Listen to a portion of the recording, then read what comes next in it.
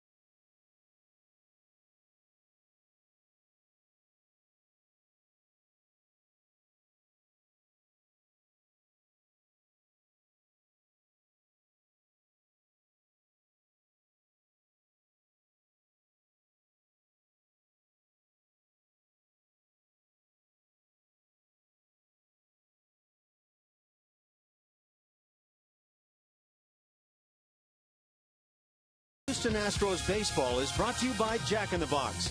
Head to Jack in the Box and try Jack's new Blazing Chicken Sandwich. It's Jack's hottest sandwich yet. Coming up, Jose Altuve has had plenty of success against Iwakuma and just about everyone else for that matter, but he's not just helping himself at the plate. Julia Morales talks about Altuve and his influence on the Astros' rising superstar when we return.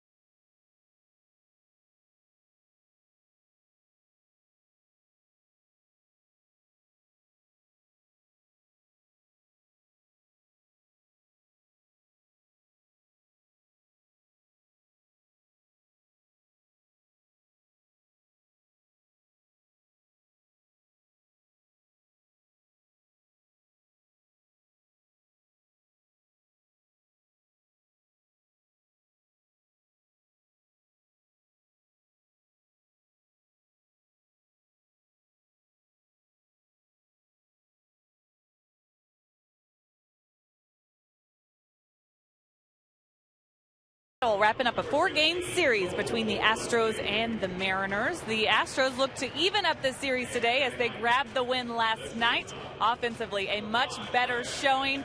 And the Astros have one nice 1-2 punch at the top of this lineup right now. Jose Altuve and George Springer, the duo working nicely together. Altuve is in a league of his own this month, leads the majors in hits.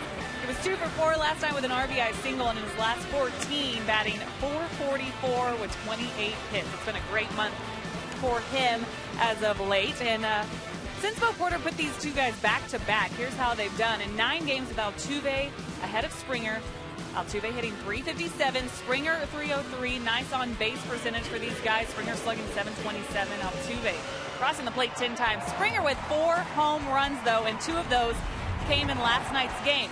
He returned to the lineup after proving to trainers and manager he was 100% after dealing with that sore hip flexor, and he picked up where he left off. You saw that first home run was an opposite field 2-run homer, and then 2 at-bats later, he goes deep again, another 2-run shot. Both of those times scoring the guy in front of him, Jose Altuve. He'd later drive in another, so for a career-high 5 RBIs, and he said last night Altuve deserves the credit. He's the guy that gets this team going, and with him on base, he gets a few more fastballs. That's because Altuve's speed. He's leading the American League in stolen bases right now with 17. This dynamic duo has been a lot of fun to watch, and for more on the lineup, I'm going to send it upstairs to Alan Ashby and Mike Stanton. Gentlemen. Thanks a lot, Julia, and no doubt Altuve deserves a lot of credit, but come on, George Springer with those 2 home runs yesterday, 5 RBIs. It is some kind of a plus to get him back in the lineup.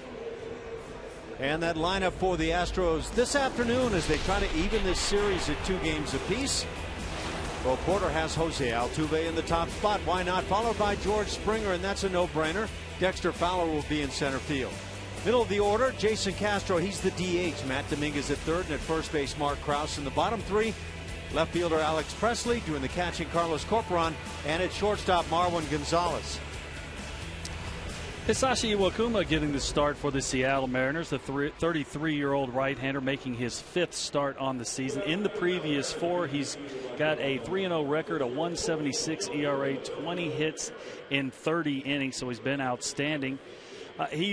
Before coming over from Japan, he actually won a MVP in 2008 and was the Cy Young equivalent in that same season for the Japanese League. He was named to the 2013 All-Star team, and this is going to be a tough draw for the Astros. This guy has been very, very good over the last several seasons.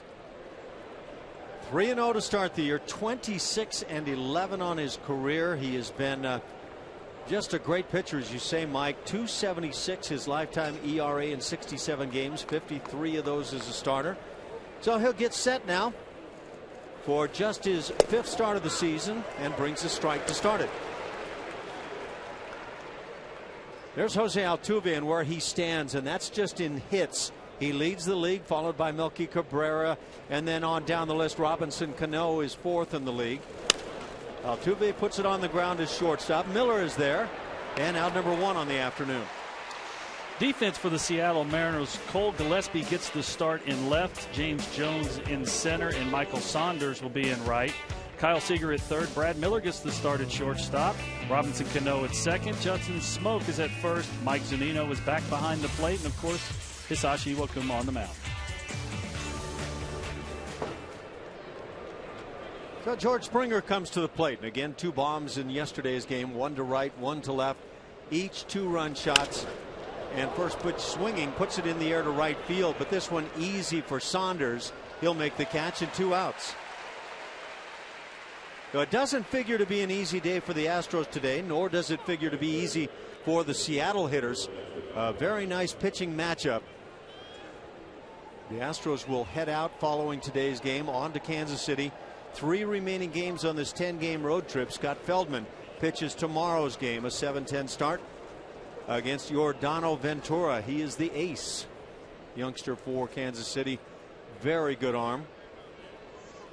Dexter Fowler stands in. Dexter in center field once again. Doing a great job in terms of getting on base.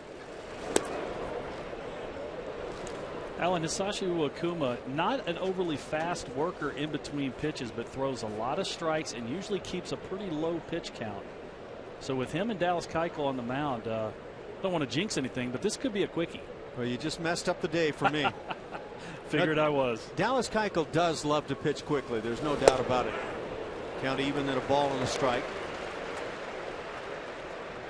I figured that was going to be your response. Well, you could have kept it under wraps for a little while. So the 2 outs in the first. A little slider sweeps in. 1-2 the count on Dexter. Fowler hitting .257 with 3 homers and 13 ribbies. Picked up a stolen base in yesterday's game, his 6th on the year. Just outside. Iwakuma, as we've talked about, and Mike Stanton called it a what did you call it? The put away, the splitter. Split change, yeah. He just has a great one. We see a lot of the Japanese pitchers coming over with that little hesitation. That's a collection move to make sure they're not going too fast down the hill out of the windup. I thought you might mention the splitter in that sense, because the Japanese pitchers typically have very good splitters. Yes, yeah, almost every one of them come over here has a good split finger fastball.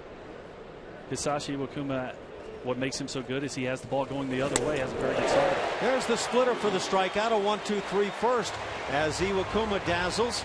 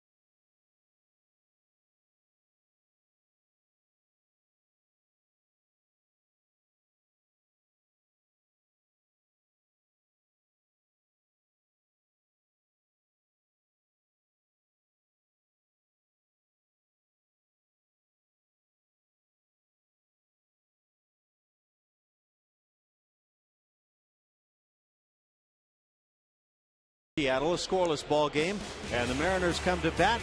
It'll be James Jones in center, followed by the DH Stephen Romero and second baseman Robinson Cano. Middle three, Justin Smoke. He's the first baseman. Kyle Seager at third, and doing the catching is Mike Zunino. In the bottom three, right fielder Michael Saunders, Cole Gillespie in left, and Brad Miller plays at short.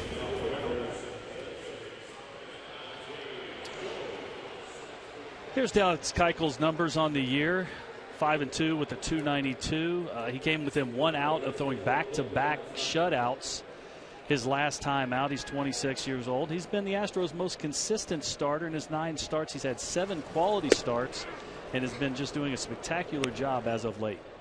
Well, Dallas throws a strike with his first pitch, a fastball in there, but that pitch not down at the knees, and that's news with Keuchel on the hill.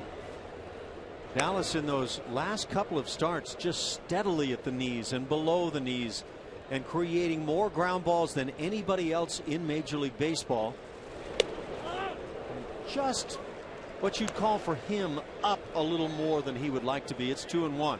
Yeah, since he's not an overly hard thrower, he's going to throw about 90 miles an hour with his sink and downward movement.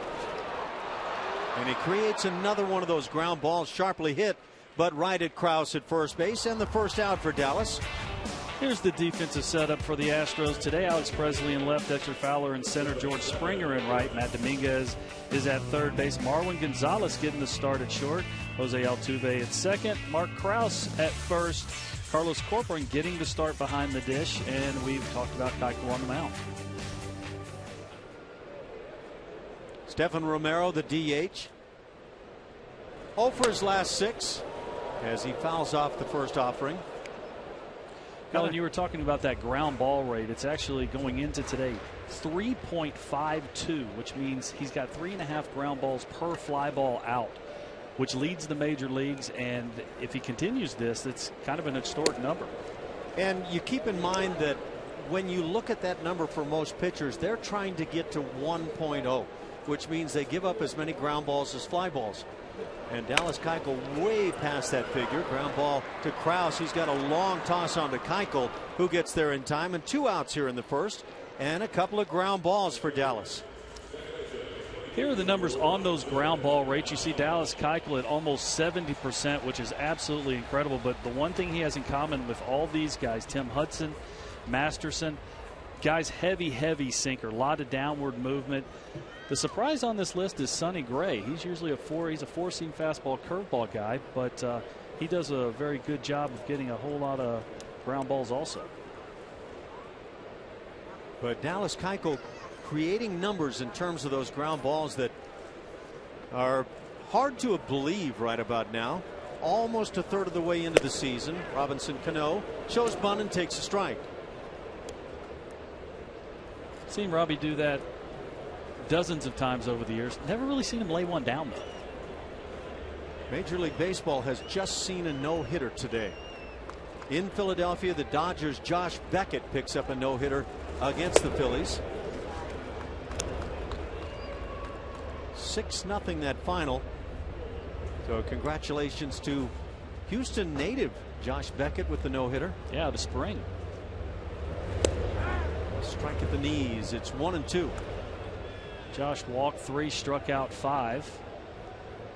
This is the kind of pitch I've grown accustomed to watching from Dallas Keuchel. Right about knee high, bottom of the knees. Robinson Cano probably not accustomed to having that called a strike on him all the time.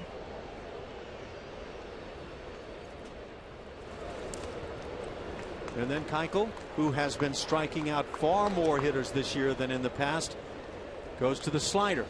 And 128 pitches for Beckett. That's the same figure, by the way, that Keuchel threw in his last outing. You see the 3 walks and 6 strikeouts. So obviously Josh Beckett threw the ball extremely well today. Ground ball back to the mound. Dallas Keuchel is going to have a 1-2-3 frame with 3 ground ball outs. Ho hum, that's the way he does it. An inning of scoreless baseball here in Seattle.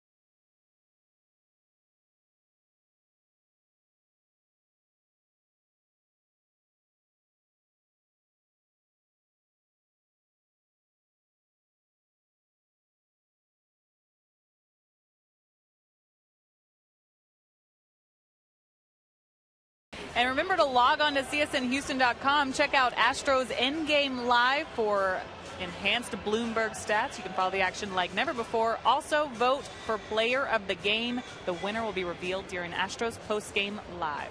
Ash. Thank you, Julia. And we see some Astros fans here in Seattle taking in the ball games. Been quite a few around. The Astros have taken 1 of the 3 games to this point in the series. Seattle has taken 5 of the 9 on the season series. A series that pits the two clubs against each other 19 times.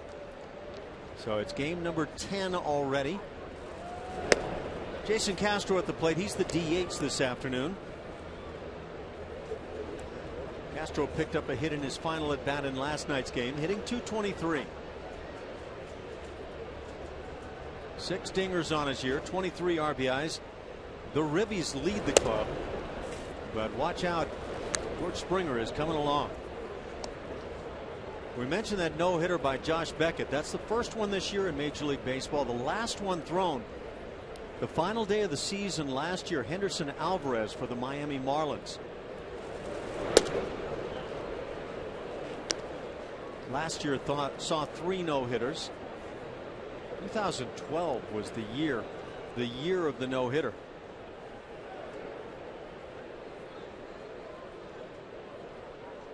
$12 no-hitters thrown in 2012. And no-hitters were cheap that year. Why is that? That's the year that Homer Bailey threw the final no-hitter of 2012 and then threw the first of the 2 last year. Or 3 rather. Homer Bailey, Tim Lincecum, and Henderson Alvarez. Texas-born Homer Bailey. I think we've got a theme here. That gets away from Castro as he fouls it back. And we get a peek at that final out of the Beckett no-hitter. Chase Utley at the plate takes strike 3 and see you later. 94 miles an hour fastball, 128th pitch. Josh Beckett. A little turn back the clock day for him today. No kidding. It's really great stuff. I probably fall in the camp that thought he had that kind of stuff left. I'm right there with you. He's pretty much been a 5-inning pitcher. Ground ball back up the middle. Jason Castro has the first hit of the afternoon. It'll bring up Matt Dominguez.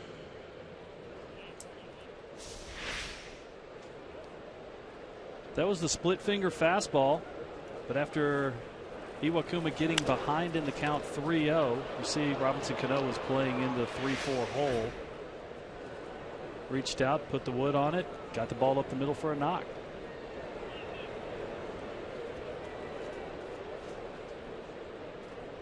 Matty D stands in, hitting .249. Big hole on the right side for Matt as he takes inside or on the inside corner. 0-1 the count. Home plate umpire this afternoon, Tom Hallion. He's the crew chief. Paul Noward at first. It's Eric Cooper at second, and down at third, Sean Barber. Beautiful ballpark here in Seattle.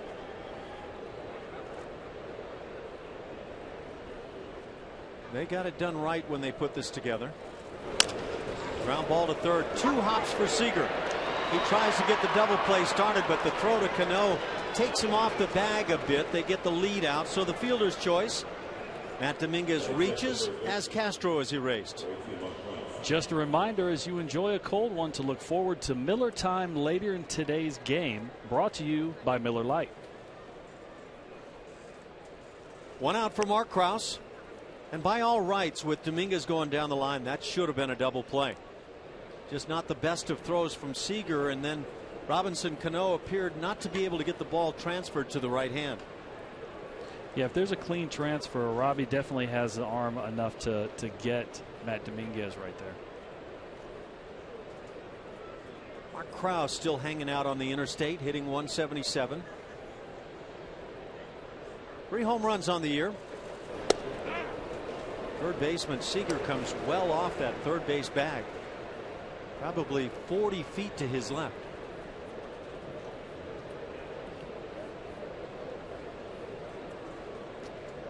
I do think with Matt Dominguez on first, Robinson Cano's having to play a little bit closer to the bag, or he would be playing in that 3-4 hole again on on Mark. It's a ball and a strike on Krause.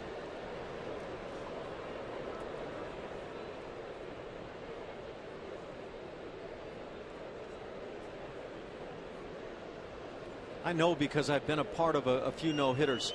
You always remember what you do on the offensive side of the game for the Dodgers. Adrian Gonzalez had 3 hits and 2 RBIs in that no-hitter. So he'll long remember that one. They did Beckett right, scoring 6 runs, take a little pressure off of him as far as the win is concerned, so we can concentrate on trying not to allow a hit. And for Drew Butera, the young catcher, he's able to catch the no-hitter. I believe that's the first of his career. Terrific defensive player.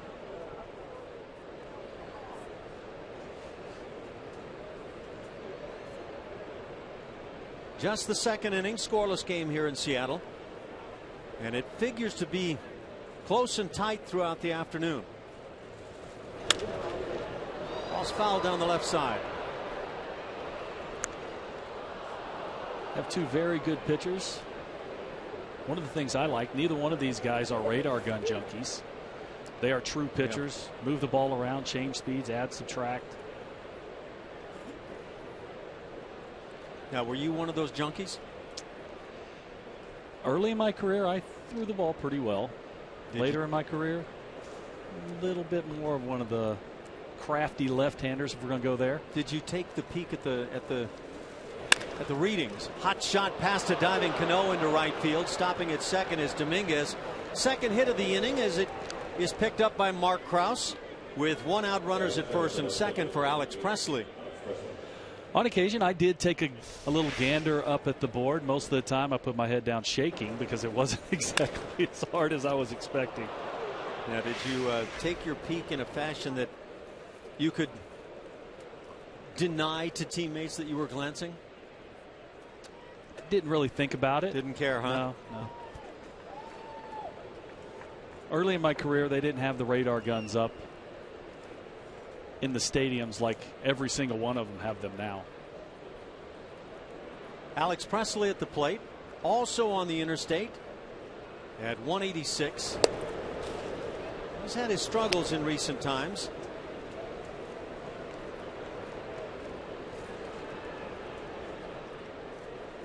That base hit by Krause, his second here in the series with the Mariners.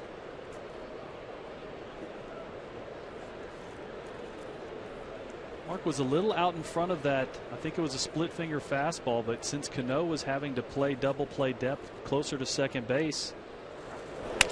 Here's a line drive into right center field. That'll drop for a hit. Matt Dominguez held up momentarily, just enough to keep him at third base. So 3 hits in the inning. A fielder's choice in between, 1 out, but the base is loaded now for Carlos Corporon, and I send my apologies to Alex Presley. They still had Mark Krause on the board. The Presley batting average was at .215 and rising. There's a little slider that Iwakuma left up in the zone. Alex Presley not trying to do too much with the pitch, just puts a nice short swing on it, gets the line drive into right center field. The bases loaded, 1 out for Carlos Corporon. So a Corp with a chance to put the Astros on the board here in the second inning. Career with the bases loaded. You saw the figure, .214. Hitting just .163.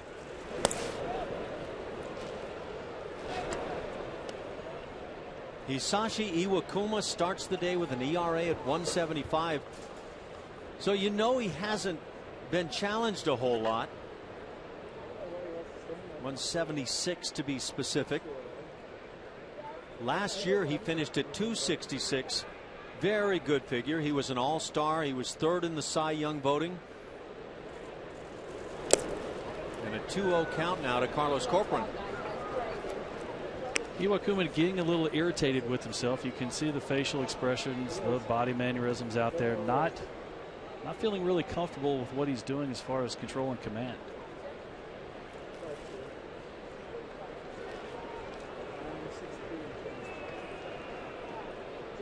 Two and all the count. Great hitting count for Corp.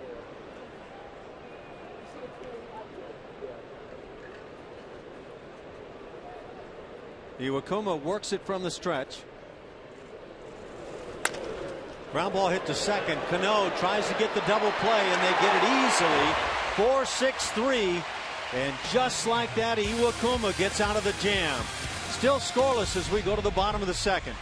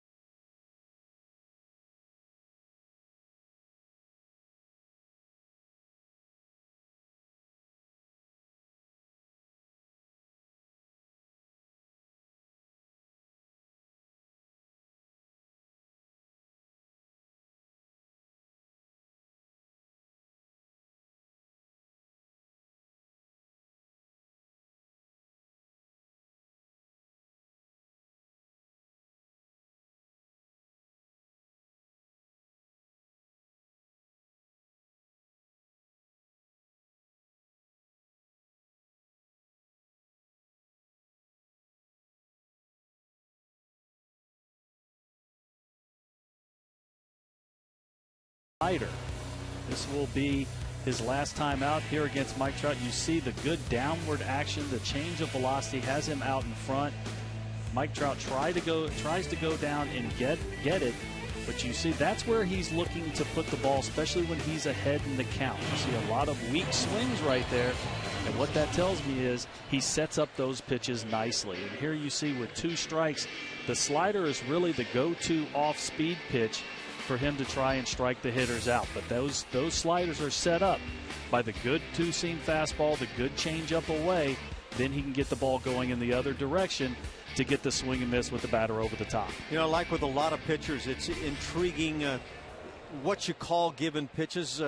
Jeff Blum and I had a conversation with Jason Castro before that last start in Anaheim. And Castro said, look, he basically throws one breaking ball, but he throws it in different fashions. Right. A little more over the top, a little more from the side, larger, slower, faster. And so it's all one breaking ball. And so you'll see what may look like a curveball today, some sliders, and the change of the speeds. Well, Dallas has a great feel for what he's trying to do out there. Has a 1-1 count starting here in the second inning as he throws it to the backstop against Smoke. Nice call there, partner. Yeah. As he throws the lawn dart change up in front of the plate. Can't hit those hard, by the way. They are tough to hit hard. Inside corner is picked at. 1-2 the count. Smoke hitting .233. Big guy, switch hitter, 6 home runs on the year.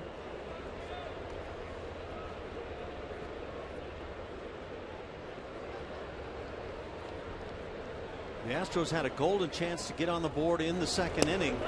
It didn't work out that way. That pitch from Keuchel just low. 2-2 the count. Bases loaded, 1 out for Carlos Corcoran, and he grounded into the double play. And this, you can see how close it was. There's that breaking ball. I think is the safest thing to call it, although slider is what it stands up as. And I think, Mike, you've probably been in that same boat where you vary breaking pitches. Sure. Yeah, you add to them, you subtract. That got him looking. Set up by the breaking ball in the pitch before. This one clearly high enough and catching the inside portion of the plate. This is what Dallas does so well. 4-seam fastball straightens it out right over the inside corner. But like I said, It was set up by the breaking ball before. Now, what we're going to look at here is the slider. We were talking about how he adds and subtracts.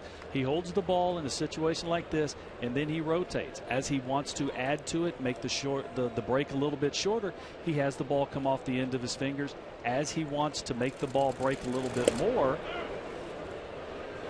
he actually turns it just a little bit more and has the ball come off the inside of his fingers. So it is the same pitch, but he has a great feel for what he wants to do, adding and subtracting and trying to make the break maybe a little bigger, a little smaller. Look at that breaking ball right there at the knees. And you said great feel, and for me that kind of sums up part of what I feel about Dallas Keuchel. I feel like he has gotten to the point in his career, and he says it was very much the same last year, that he hasn't changed a thing, but he's got a great feel for pitching. Yeah, and to try and explain what we mean by that is simply he reads the batter's swings. He stays very aggressive. You know, what makes him so successful is he's ahead in the count all the time. Now he's able to expand and try and make the hitters chase his pitch instead of being behind the count, having come onto the plate. Close.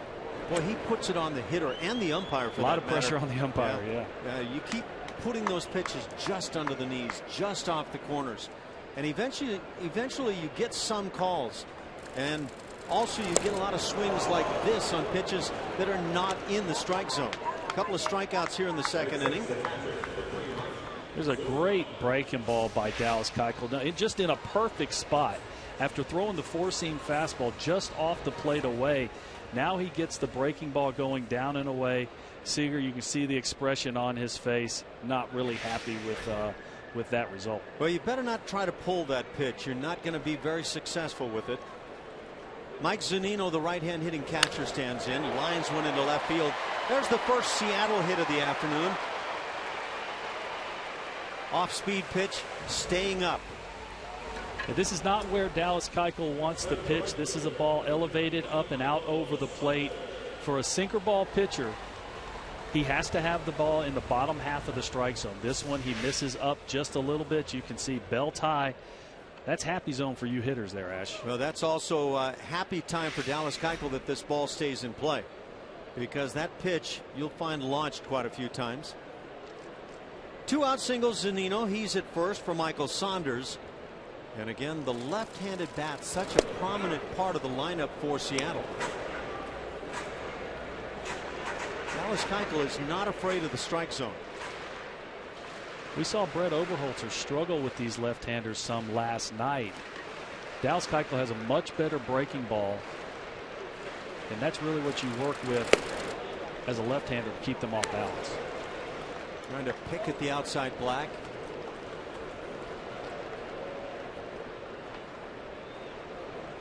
Now you get the impression that Keuchel, if he were throwing for the center of the plate, could throw a strike 95% of the time. But he is one of those painters. And another base hit, the breaking ball. Saunders makes it 2 straight hits for Seattle, and that'll bring up Cole Gillespie with runners at first and second. Another ball elevated. This one left in down the middle. It was a breaking ball, and this is a pitch that left-handers can get to. You can see he was out in front just a little bit, but because it was elevated in the strike zone and on the plate, not out there on that outer third, Michael Saunders able to put a swing on it and hit the ball hard.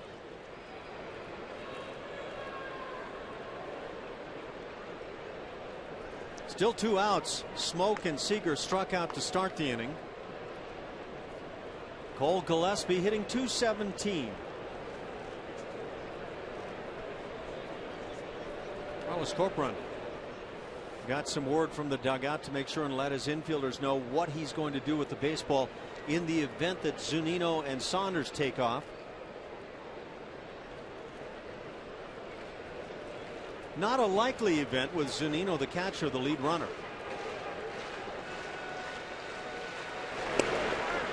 And a strike is called on the outside corner. A little bit more up in the strike zone so far for Keuchel here, just working in the second inning.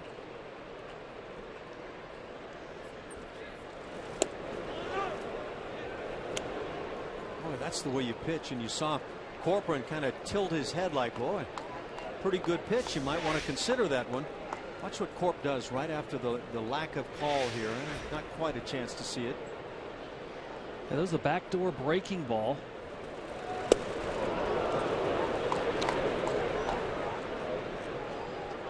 Dallas Keuchel has the ability to not just throw four-seam fastballs in on right-handers, but also two-seam. That ball was the two-seam sinker. Throw it in off the plate, let it work back onto the plate.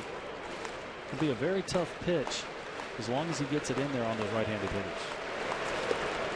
There's the change, trying to get that swing out in front. It'll produce a lot of swings and misses and a lot of ground balls. When you get out in front, you tend to roll the barrel of the bat up and over the baseball. Big pitch by Keuchel right here, 2-2. Does not want to go 3-2 and have those base runners start moving. Cole Gillespie is not a kid. He's 29 years of age, and he's been around the major league since 2010. Just outside. Well, Tom Hallion is being challenged, the home plate umpire, but he's holding his ground. Close pitches and now a full count. 9-hitter Brad Miller waits on deck. You saw Corp reach for that ball over to the right just a little bit.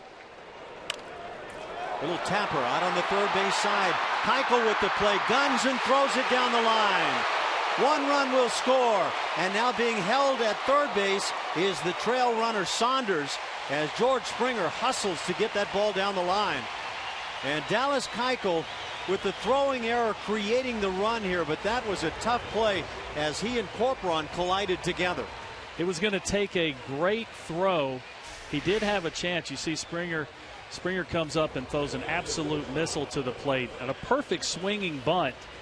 Keuchel not really able to set his feet right there. Costly error. Springer in the meantime saving the run right there at the end, coming up with a very strong just line drive throw to Corcoran to the plate. It's an infield single for Gillespie. That officially loads him up, and then the error by Keuchel brings in the run, so no RBI for Gillespie. And an unearned run, but a run that nonetheless puts Keuchel and the Astros behind Seattle. And when Iwakuma's on the hill, that's not good news. 9-hitter Brad Miller at the plate. Another one of the left-handed bats, and he puts it on the ground on a hop to Altuve. And that'll do it for Seattle, but they get a run on the throwing error by Dallas Keuchel. 1-0 Seattle after 2.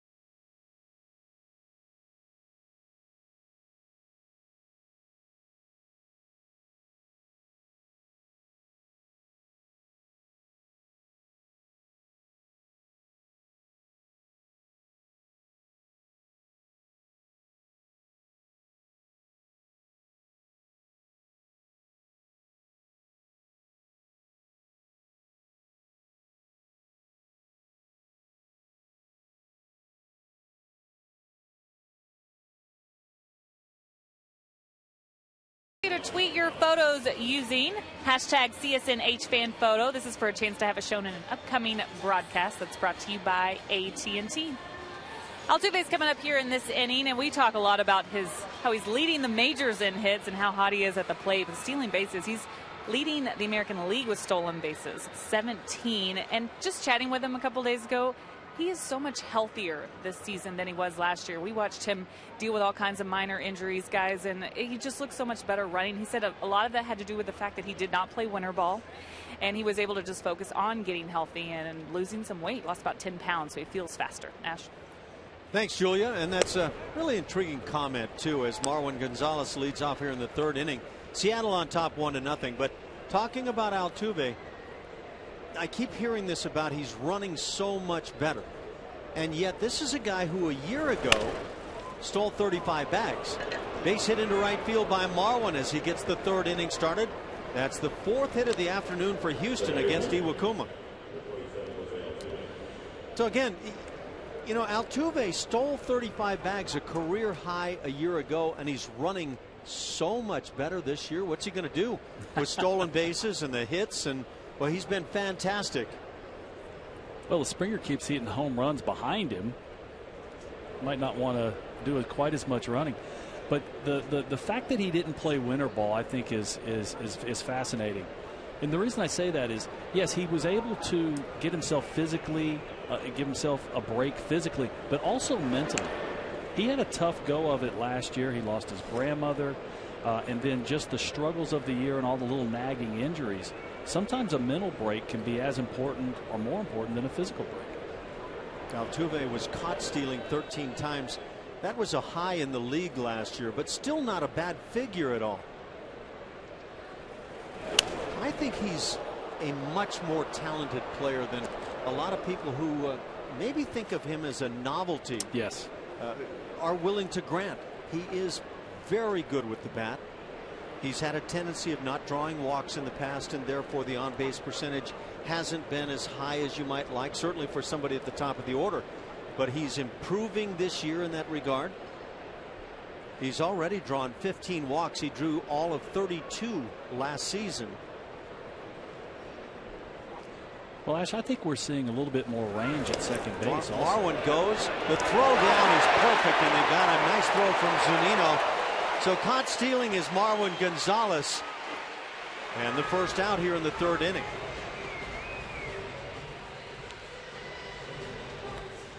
Two-4 on the caught stealing. You see Iwakuma with a much quicker motion to the plate. Marwin didn't get a bad jump, but Zunino just threw a rocket down there, and Cano was standing there waiting with the ball when Gonzalez got to second. So despite the leadoff single, one out, nobody on base, Altuve swings through the fastball at 87. That's a bit rare. It is. Usually fastballs in the zone. Altuve is at least going to put wood on it. We had a graphic up of Julia earlier in the pregame about Jose Altuve, and in his last 14 games he's had 28 hits. Drives one to center field. That's going to send the center fielder Jones back. Right at the edge of the track, he'll make the catch. Altuve gives it a ride, but he's 0 for 2 on the afternoon.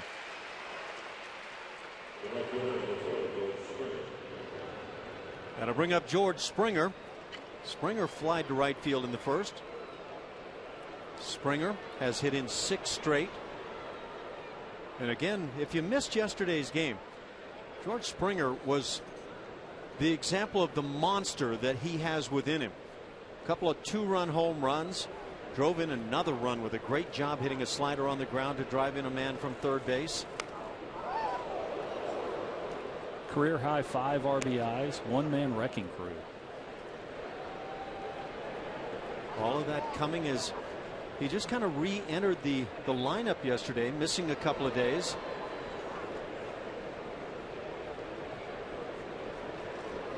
He is some kind of fun player to watch with his tools. He was a little upset with himself after the first at bat. Popping up to right field, felt like that was a pitch he should have been able to handle.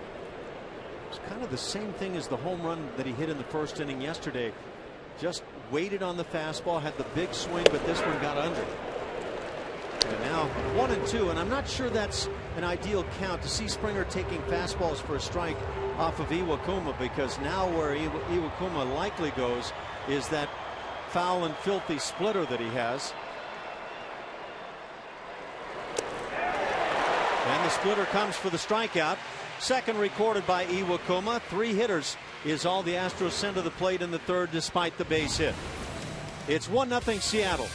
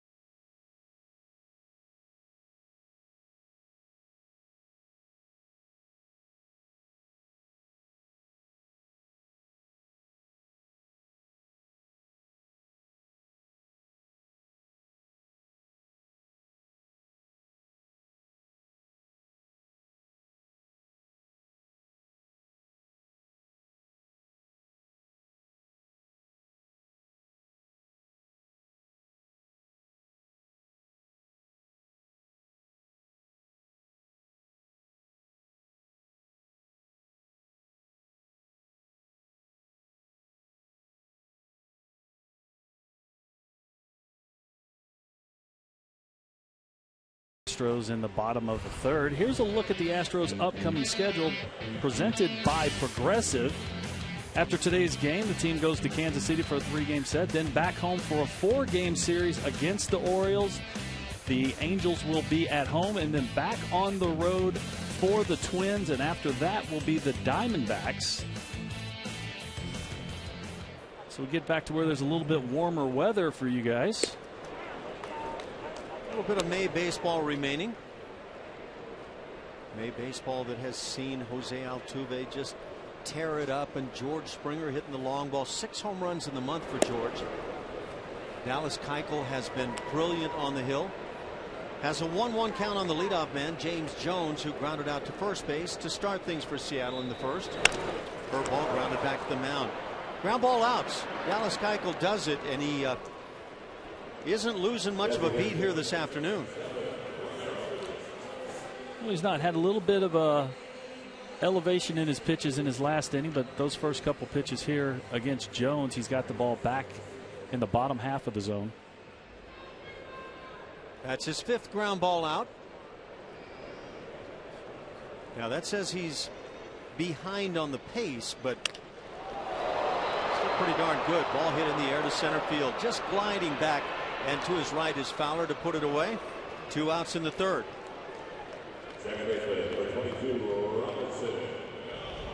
It'll bring up the 3-hitter Robinson Cano, who grounded very weakly back to the mound in the first. Seattle had a couple of runners on with 2 outs in the second inning and got a swinging bunt single coupled with a throwing error by Keuchel to pick up their run.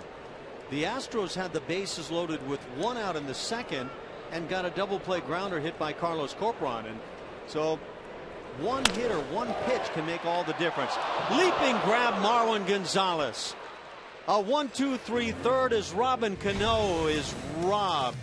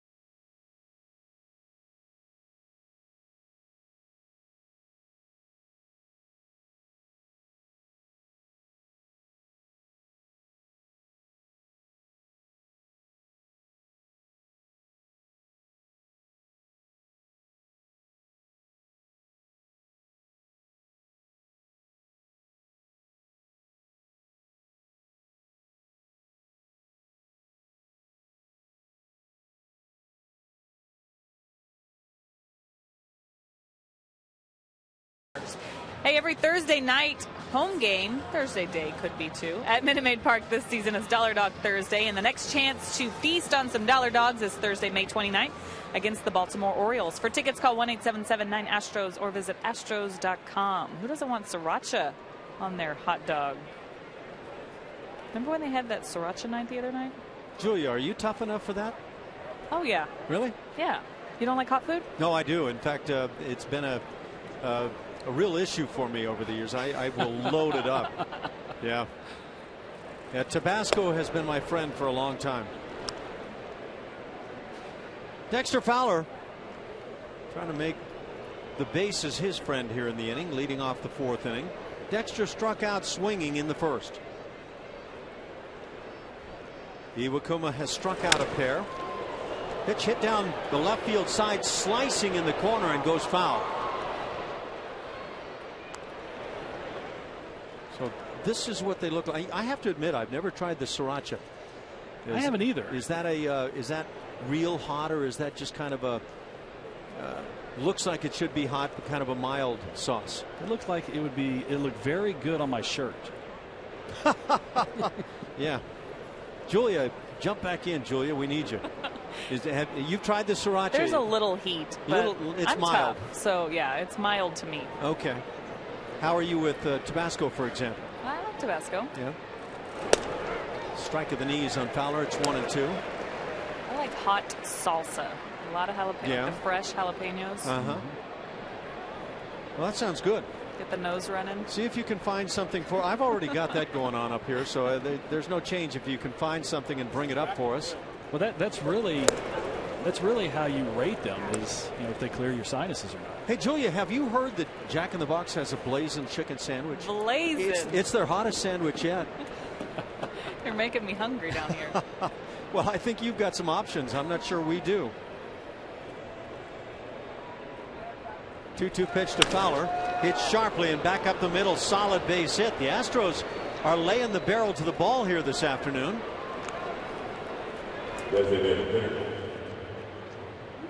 5 hits for Houston. Yeah, there you see that blazing chicken sandwich. What we don't know, though, based on that, is it really their hottest sandwich yet, or Jerry Blancas down in the truck says absolutely, and he says it's worth the effort.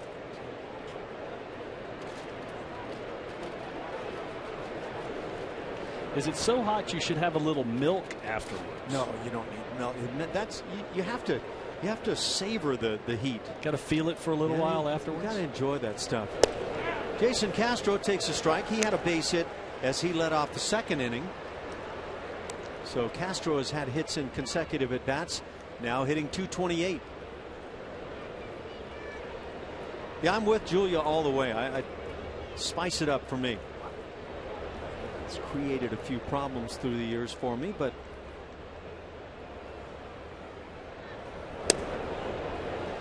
just down and in, a ball and a strike. Well, Alan, I would like to say hello to a couple people. My mother, Virginia, is watching, and my sister-in-law, Sandra. Now, you know we can't do that, right? Just did. Good for you.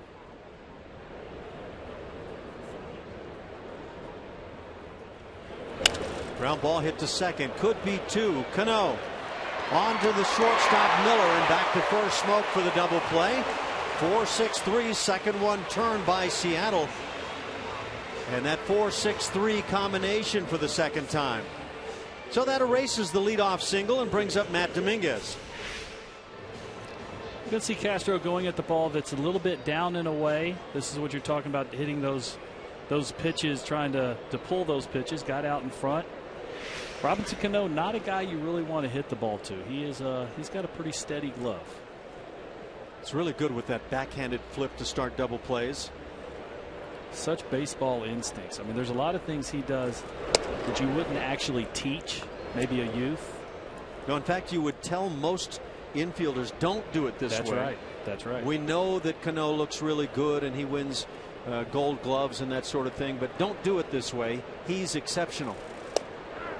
Fastball finds the bottom of the knees. 1-1 the count on Matty D. Grounded into a fielder's choice in the second inning on what very likely should have been a double play.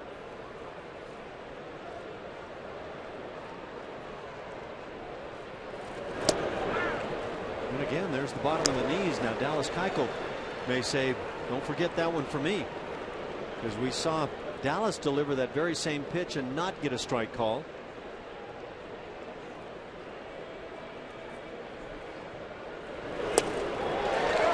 And down on strikes. 3 strikeouts for Iwakuma. Astros get a hit and fail to score.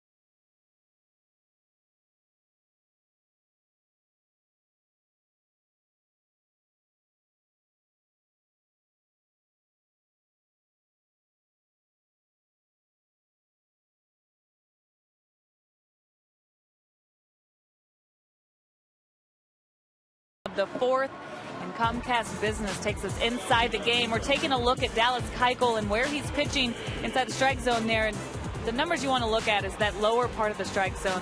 He's actually pitching there more often than he was in 2013, Blue Bean 2014, keeping it down in the zone. And to tie into that, Carlos Corporon catching him today, just catching up with him today, saying nothing that Dallas Keuchel's been doing lately is surprising. He knows he has this in him. But I want to ask Mike Stanton, most pitchers say they want to keep it down in the zone.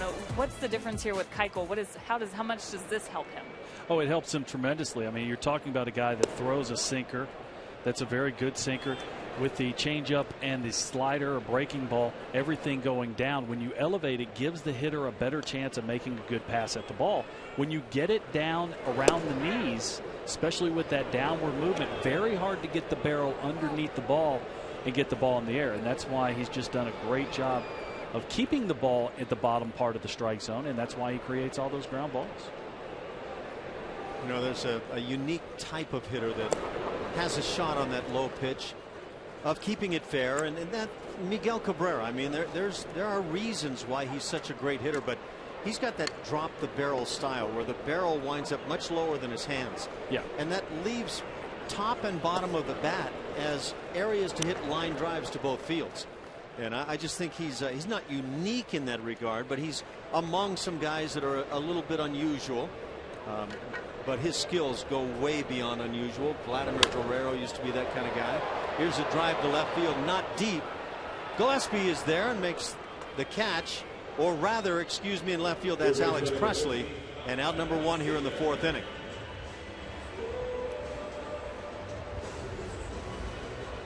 Now, Keuchel Smoke did get the ball in the air right here, but it was not a situation that he squared the ball really well. You saw him reach, and a lot of times as you reach, the barrel of the bat does drop below the ball, and you pop it up.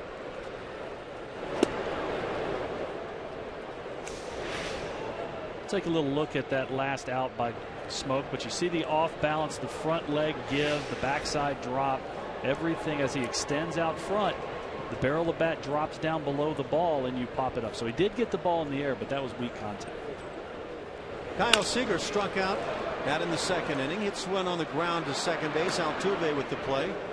That's a bad place to go if you want to try to get on base. Altuve has been making spectacular plays, and he simply makes the routine. 85 consecutive errorless games now for Altuve. He's not just doing it on the offensive side. We're talking about how he's running better. To me, he's got more range this year also. He's got a much quicker first step as we see him go over to play shortstop on a shift. Mike Zunino had a base hit in the second. That came with 2 outs and started that rally for Seattle that produced a run unearned against Keuchel. It was his own throwing error that cost him. And now 0-2 the count. There's the changeup. And that changeup has been seldom used here so far this afternoon. The slow speed got Zunino right here, but you see that ball is mid-thigh high, belt high, not exactly where Keuchel wants it. And again, the changeup, he gets the ground ball. On to first base in a 1-2-3 fourth inning. A couple of more ground balls picked up by Dallas Keuchel.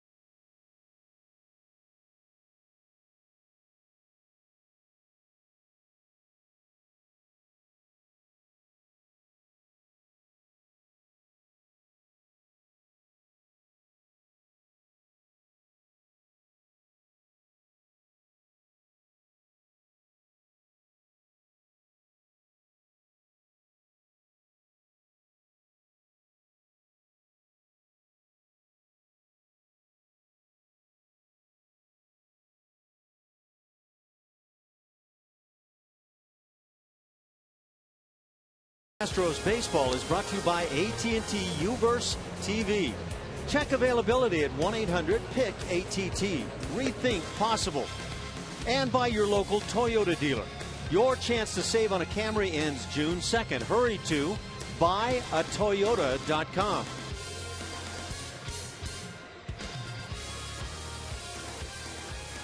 Yeah, Astro fans are everywhere, and they're still decked out in their sunglasses. Turn back the clock night was last night. Isn't that the guy that his wife was supposed to wear the Ashby shirt today? Yeah, they were together a little while ago. She was yawning. I think maybe bored with the fact that one of us is not down on the field today. I'm not sure what the scenario was, but she was yawning and maybe taking a nap right now. She'll be back. Mark Krause leads it off here in the 5th inning. Astros down a run, an unearned run against Dallas Keuchel. That has been it. Well, we anticipated the pitching. Sometimes that means you won't get any kind of decent pitching, but hasn't been the case today, Mike. No, it really hasn't. Both pitchers have been doing a very good job of pitching ahead in the count. Astros have had their chances against Iwakuma, getting 5 hits and having the leadoff batter on the last 3 innings, but they have not been able to push anything across against Hisashi. 5 Houston hits, 3 for Seattle. They came back to back to back in the 2nd inning. One just a swinging bunt against Keuchel, and now strike 3 taken by Krause. 4 strikeouts for Iwakuma. That's the first out here in the 5th. Iwakuma missed his spot a little bit. Zunino wanted this ball up and in, but he did get it inside on the corner at the bottom of the zone. Krause looking for probably that split finger going down and away. Brings up Alex Presley, the 7-hitter. Presley had a base hit to right. That came as he batted in the 2nd inning. The Astros had 3 hits in that 2nd inning to load the bases with 1 out. But a double play grounded into by Corcoran took care of that. And now a fly ball to left. Gillespie makes the play, 2 outs in the 5th. Iwakuma making it look easy, but then Dallas Keuchel is doing that and has been for some time. Yeah, both of these guys, even though they're not flamethrowers, they don't light up the radar gun. Pitch ahead in the count, change speeds. You can have a lot of success that way. And they're not just pitching ahead in the count, they're pitching ahead in the count with tough pitches down. Yeah, it's been really fun and amazing to watch Dallas Keuchel the way he has worked, and I think he has to be a great guy on your ball club to watch for the other pitchers. Carlos Corporon takes a strike. Carlos hitting 160.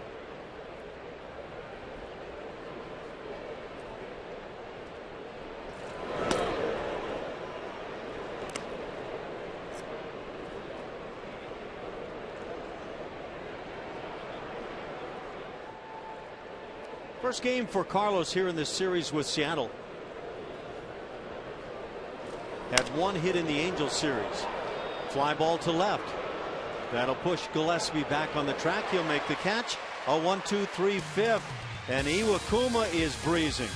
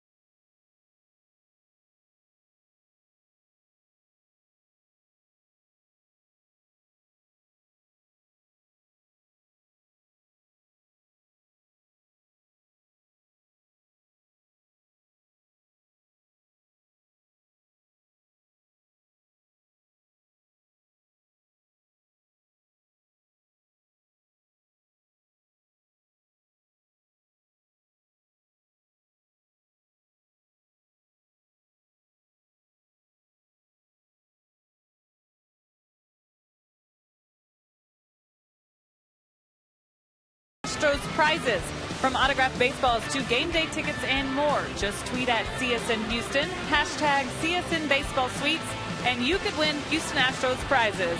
That's now through May 31st from CSN. Thanks, Julia. What you got going on down in the seats today, Julia? It's chilly. That's what's going on. Yeah, they've got the roof closed. We had a little bit of very light rain before play started this afternoon, and I know the fans are doing a lot of dancing. Pretty nice crowd on hand this afternoon. It's a good crowd. I say that it's chilly, and then I look around and there's people in shorts here. I mean, this is their spring and summer, but I'm not used to it. Yeah, we were asking around yesterday, when does summer start? And we got the standard joke around here, July 5th, and that it ends somewhere in the next month or so. But it's not the longest of summers, but they certainly enjoy themselves in what a beautiful part of the country. We go to the bottom of the 5th inning, a 1-0 Seattle lead. Michael Saunders first pitch swinging, hits it in the air to left field. Presley's there, and 1 out just like that. Well, this is what tends to happen when you have pitchers that throw strikes, tough strikes, put hitters in a bind when that pitcher gets ahead, and the hitters have to swing the bats. And you start seeing some quick outs. Yeah, you don't want to get a behind in the count to have to hit the split finger, or for Dallas Keuchel maybe the slider. So you're seeing off balance swings on the first pitch right there by Michael Saunders. First pitch just outside from Dallas.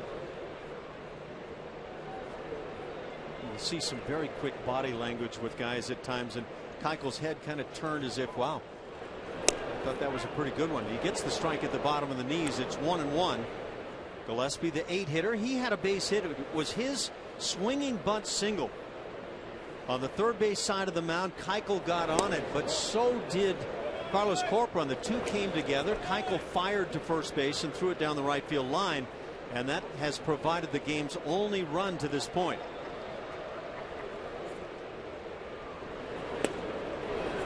Two and two the count. Carlos Corcoran's doing a great job behind the dish of letting the umpire really see those low pitches. Now, this was on a swing, but you see how Corcoran, very quiet hands, not snapping at the ball. Strike three is recorded, and they get the out with the throw on down to first base. That's two down here in the fifth inning. That's strikeout number 3 for Keuchel.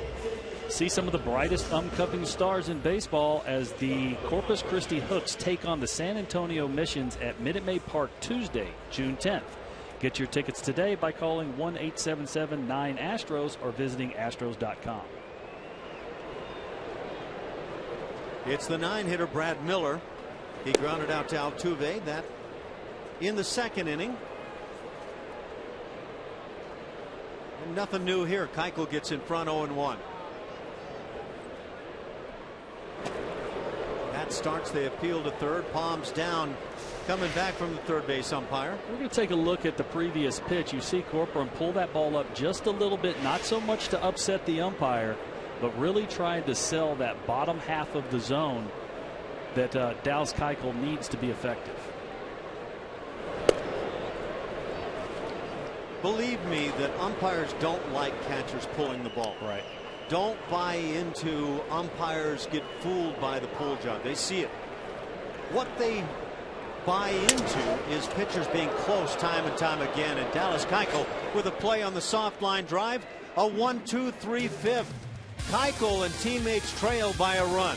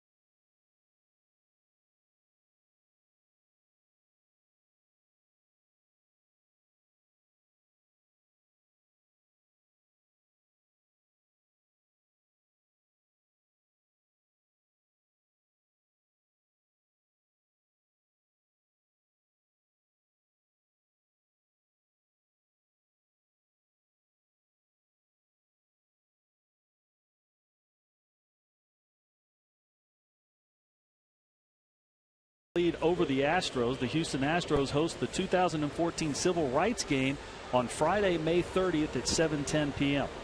against the Orioles. Aloe Black will perform pregame, and the Astros will wear Houston Eagles jerseys in honor of the Negro Leagues. Get your tickets 1-877-9-ASTROS or visit astros.com. We go to the sixth inning. Two pitchers dealing along. We thought we'd get a pitching duel, and it has certainly been living out here. Marwin Gonzalez, the 9-hitter, leads it off. He had a base hit in the third inning, 1 for 1 on the day, but then was caught stealing. Jose Altuve at the plate, Marwin on the move, and generally I would anticipate that to be a hit and run. Altuve did not swing the bat, so you can only guess that the green light was on for Marwin. There's been a no-hitter thrown today, the first in Major League Baseball for 2014. Josh Beckett, his first no-hitter of his career. Houston area product, and a big congratulations to Josh Beckett. That was against the Phillies. They win 6-0 in that no-hit. It seems like, Ash, that somebody just fired up the barbecue pit. We got some little smoke in the air right now. I've actually been noticing a little haze in the ballpark, and I'm not sure what it's been all about. I don't think we've got Boog's Grill here. That's in Baltimore. Boog Powell has a famous barbecue pit out in right field. On Utah Street, a place that Robbie Grossman owns.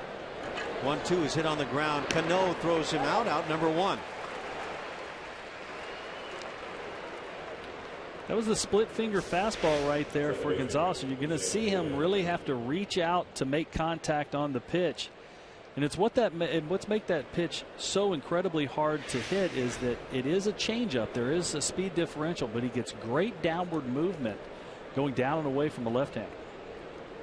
With 1 out, back to the top, Jose Altuve still looking for that first knock on the afternoon, hitting .319 with his 0 for 2 day. It's the little slider from Iwakuma. Nothing overly hard, but a lot of pitches down in the strike zone and just out of the strike zone, very much like Dallas Keuchel. Hey, sinker slider split. I don't even think he's hit 90 miles an hour yet today. Little jam shot. This is going to dunk in right center field. Altuve is 1 for 3. The good ones can get their hits when they don't hit it well. And again, Altuve leading the league in hits. That's number 69 of the year for Altuve, game number 51. We're going to see a ball that's elevated a little bit middle in. Altuve looking for the ball down. That ball gets in on the label. The bat goes down to Hero with the topspin lob over Robinson Cano's head at second base. Altuve aboard, 1 out. He also leads the league in stolen bases, so that could come into play. George Springer at the plate. 6 home runs in May. That could come into play. And he drives one down the right field side, slicing in the corner, and it goes foul. George Springer. Man, is he amazing. And look what George has been doing. The first 19 games had his struggles. No question about it. The strikeouts were a huge part of what he was doing. No home runs. But here in the last 14 games, .391 the on base, 6 home runs. He's driven in 14. He's hitting for a batting average. George Springer is coming to life, and that swing right there shows what he can, and I think will do a lot, is he'll hit home runs all over the ballpark. Yeah, absolutely, and not try and do it. Just let the ball get deep and put a swing on the ball. That's what really drives the ball to the opposite field. And we heard from George early in those first 19 games about how he's really trying to slow the game down. In the last 14, that's what looks like has happened. We don't see as many of those big out of control swings. What does that mean to the average fan out there? Slows the game down. You hear it over and over and over. What does that mean? To me, it's mental. It's all about the mental approach. That, you know, he comes up to the big leagues. Yes, he's very talented, and everything is kind of in fast forward motion. And now he's kind of taken a deep breath, slowed everything down, slowed his pulse down some, has that chain of thought under control, and we're seeing more of the talent show up because of that. Pitch in the dirt. Nice job by Zunino.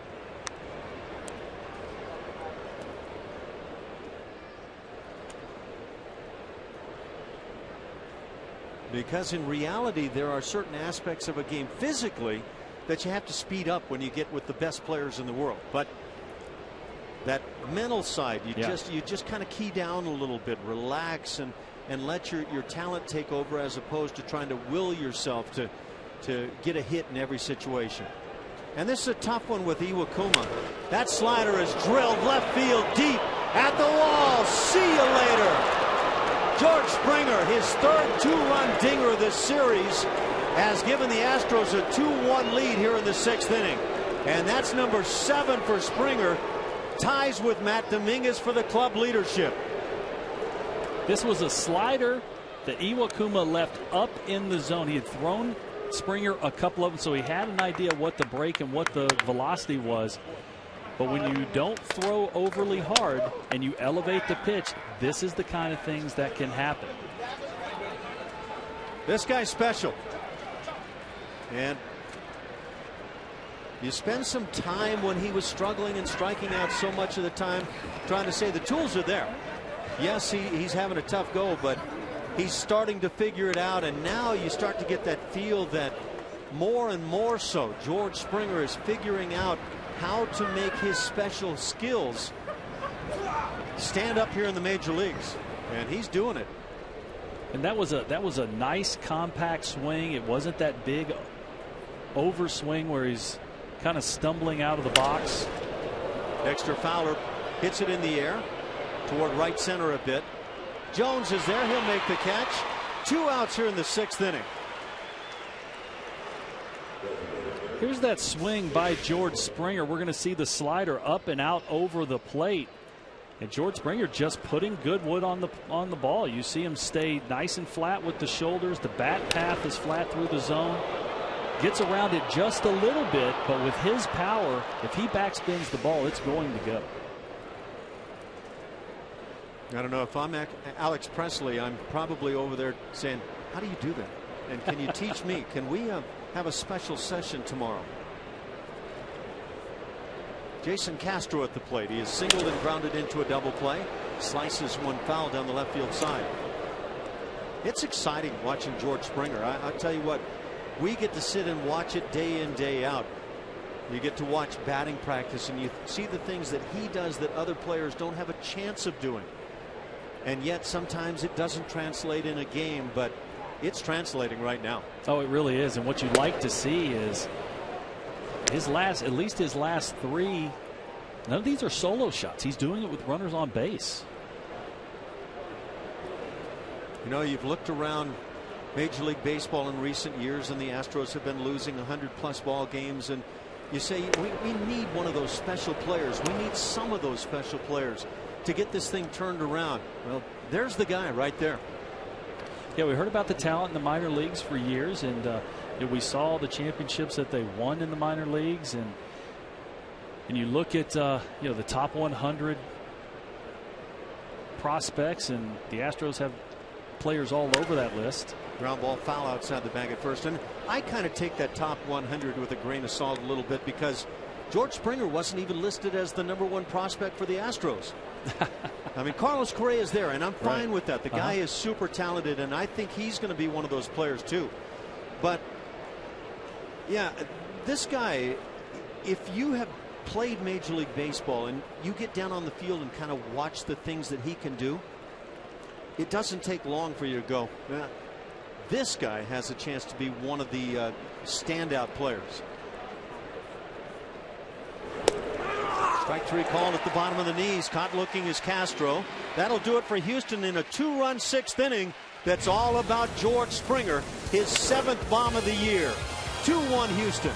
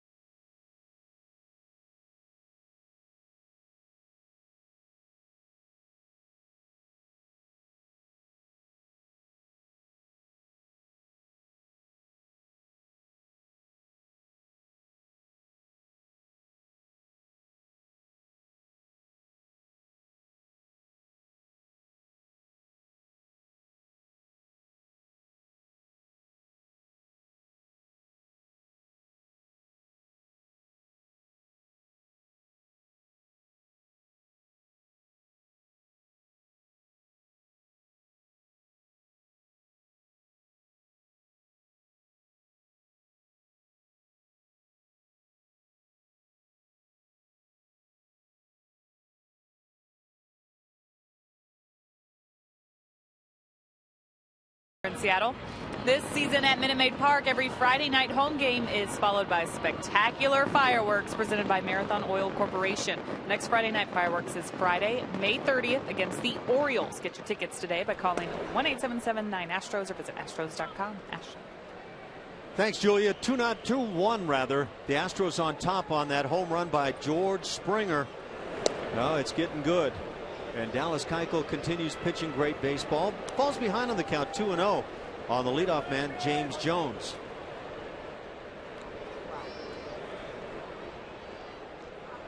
I'm not sure I can get enough of George Springer right about now.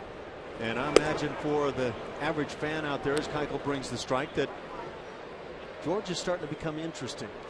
He definitely is. I mean, he's must-watch TV, especially with Altuve in front of him. They've become quite a dynamic duo. Bunt attempt, trying to drag it down the first base side. Jones brings it too far on the right side. 2-2 the count. The only run against Keuchel unearned. It came in the second inning, and it came because of his throwing error. It also provided just one run instead of two because of George Springer. That's right. Who hustled into foul territory and then used his strong arm getting the ball back in. Otherwise it could be a 2-2 ball game. Down on strikes is Jones. Corcoran with the throw down to record the out, and the first out here in the sixth inning. That's 4 strikeouts now for Keuchel.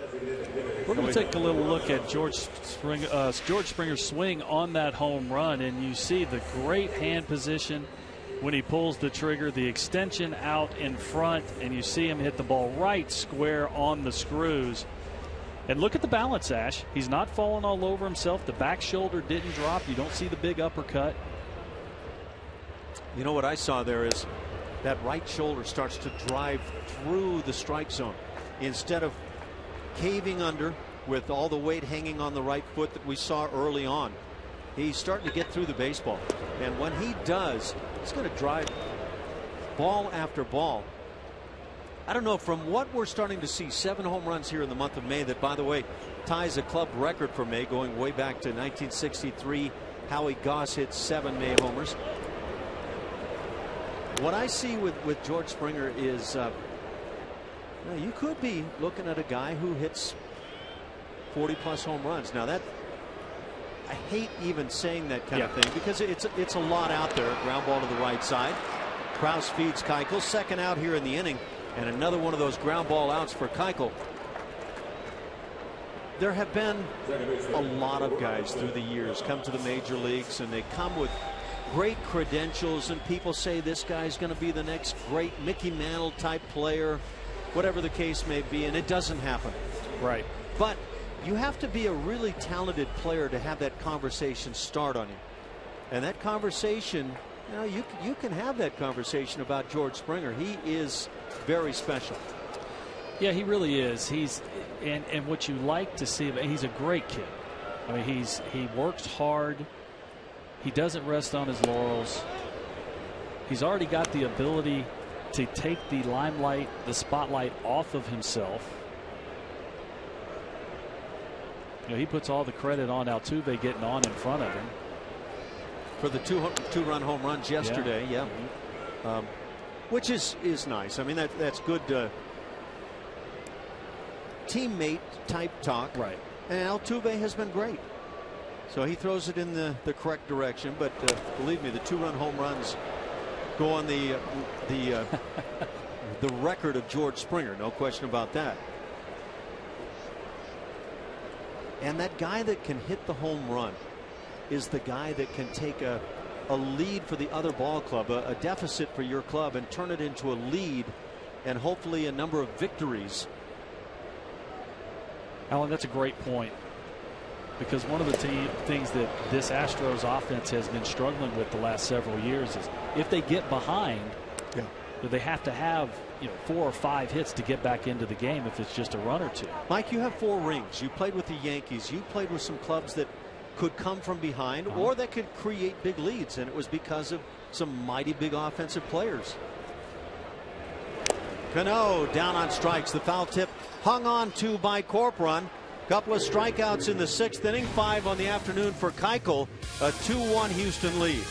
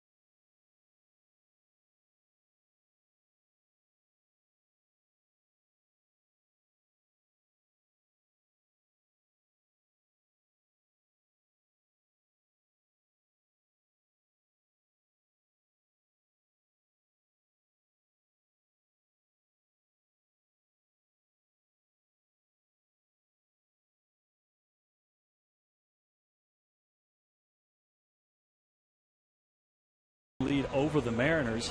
MLB TV Premium, the #1 live streaming sports service, is celebrating 12 years. Join the millions of subscribers. Watch every out-of-market game live in true HD on over 400 of your devices. Visit Astros.com for more details. Astros fans, they're everywhere. I'm not sure he's happy or not. Maybe he wants to see more Springer. Can't get enough cowbells, and you can't get enough Springer here. He has hit the 2-run home run. Matt Dominguez leads off in the 7th inning. 7 hits for Houston, 3 for Seattle. Matt Dominguez 0 for 2 on the day with a strikeout.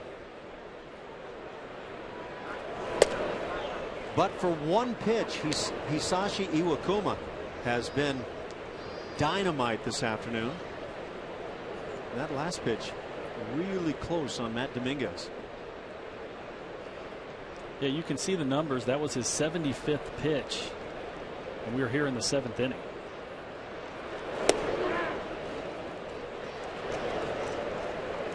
Dominguez maybe felt that one was a bit low, but again, a steady diet of pitches just in or just out of the strike zone will put hitters in this spot, and you have to start loosening it up a bit.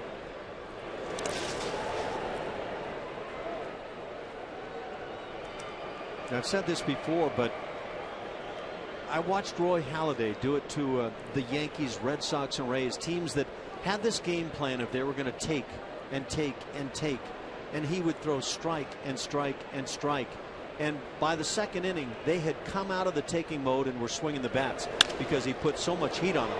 Dominguez lines one down the right field side, one hop up and over the wall, a leadoff ground rule double for Dominguez as it brings up Mark Krause.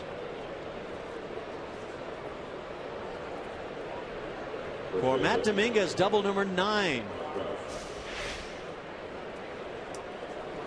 This ball was supposed to be inside on Matt Dominguez. You're going to see Zunino reach back across his body. Ball's elevated just a little bit. Dominguez did a nice job of not trying to do too much. Hit the ball where it's pitched, drives the ball down the right field line for the ground rule double.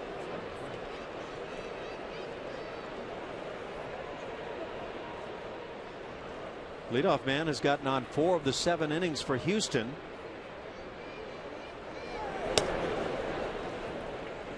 Krause takes just outside. Mark has singled and struck out. That strikeout looking in the 5th.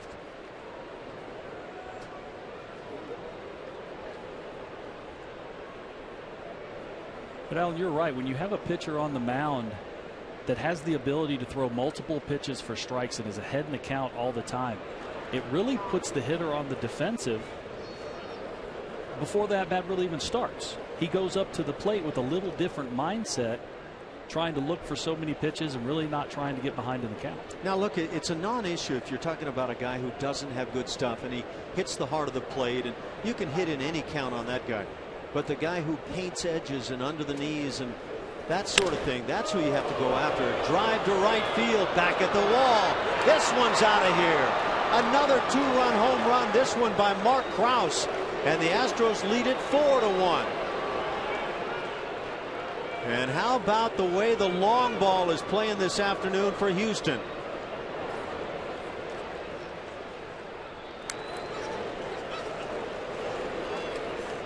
Mark Krause with big power when he gets those long arms extended, and that's exactly what happened right here. Rick Waite out on the mound talking to Hisashi Iwakuma. Fastball elevated, middle away, mid-thigh high. Happy zone for a left-handed hitter like Mark Krause. Puts a good swing on the ball, creates a little bit of backspin. And we got a 2-run homer. 4th home run on the year for Mark Krause.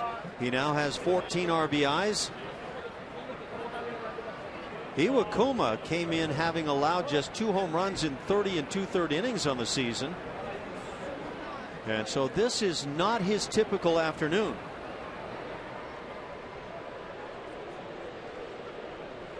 Still nobody out. It brings up Alex Presley, who was singled in 2 at-bats. Kind of a curveball there from Iwakuma. The Astros start the day still last in the American League in terms of runs per game. Offensively, scoring 3.6 runs a game. But you start hitting the long ball, and George Springer is a guy that can make that start being more of a steady diet for the ball club, and that figure will change. Well, it will. In the month of April, the Astros team batting average was well below 200 at one point, and about 40 points less than the next club up on the list. Now they're still in last, but that number has climbed dramatically over the last probably 3 weeks. 2 home runs today for the Astros give them 54, and that at the start of play today would tie them for second in the league with the Angels and the White Sox. Toronto is just kind of making a mockery of things with the home run ball. They've hit 69 at the start of play. The Astros are stealing bags effectively. There's your home run list for clubs. Toronto Blue Jays running away, and they've got a couple of big boys in the heart of that order, and that's how they survive, is with the big bats. Presley flies to left field as the catch is made by Gillespie. That's the first out here in the 7th.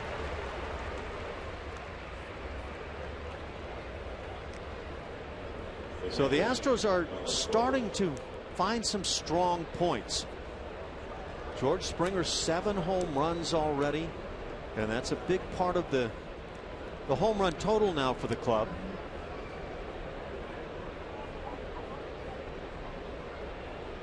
With 1 out, it brings up Carlos Corporon, who had a big at bat in the game back in the 2nd inning when he grounded into a double play to end the frame with the bases loaded. But right now, after the team takes a couple of big swings with the long ball, that at bat doesn't look so big. And that's another aspect of when you've got 2 or 3 nice thumpers in your order. It takes the heat off of a lot of the guys in the batting order, and suddenly you kind of free it up. Well, we were talking earlier about how a pitcher coming in, pounding the zone, can put the hitter on the defensive. You get yourself a lead like this, you start beating a guy up a little bit. Now all of a sudden it's contagious on the other way, on the other side also, that you can come up to the plate with a little bit looser attitude, a little bit calmer attitude. You can maybe keyhole a little bit more. Yeah. And without question, it makes life easier on the pitching staff.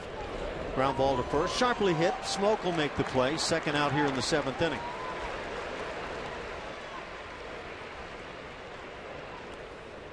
I mean, you talk to starting pitchers who are pitching for a ball club that scores a lot of runs, and this year that would be the Oakland A's in the American League.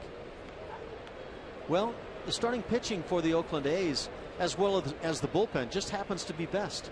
Right. So, yeah, you know, it frees them up, and as a club they're playing very well. Just all adds up very well. Yeah, so it's not surprising with those numbers that they are leading the American League West. And I don't know that it plays the other way. We've got a great pitching staff, therefore we're going to become a good hitting club. I don't think I've ever been around that scenario. But I think when you've got a good hitting club, it gives a little breathing room for the pitchers.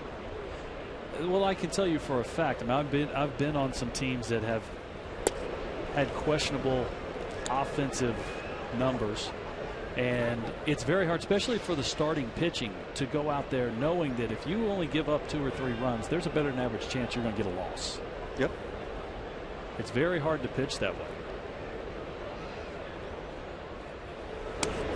26,839 on hand here this afternoon. So 3 crowds above 20,000 here in this series, and Seattle has had their issues in recent years with attendance. The Astros are still last, by the way, in team batting average, but that's come a long ways in the last month. That team batting average, I don't know if it was coming into May, but somewhere toward the end of April, was down around 186. Yeah. And so that's been a lot of improvement. Yeah, it really is. And for a team to bring up its average as much as they have, they're up going into today at 231. I mean, that's a remarkable jump in a very short period of time. Gonzalez fouls it off. 2-2 the count on Marwin. Marwin is 1 for 2 on this day, where he gets a start at shortstop. And you have to have guys like this too, that kind of super sub that can play anywhere and get the job done. You don't even think about the fact that this guy is filling in for so and so today, because he does a really nice job.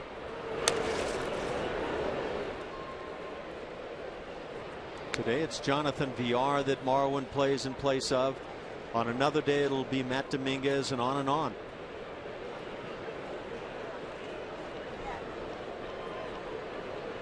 Iwakuma back on May 3rd at Houston had an ERA that was at 5.40, but since 0.75. Now keep in mind, this is just his 5th start on the season, so numbers have a chance to be drastically changed. The strikeout of Gonzalez. That's 6 strikeouts for Iwakuma. The Astros add a pair on the 2-run dinger by Krause.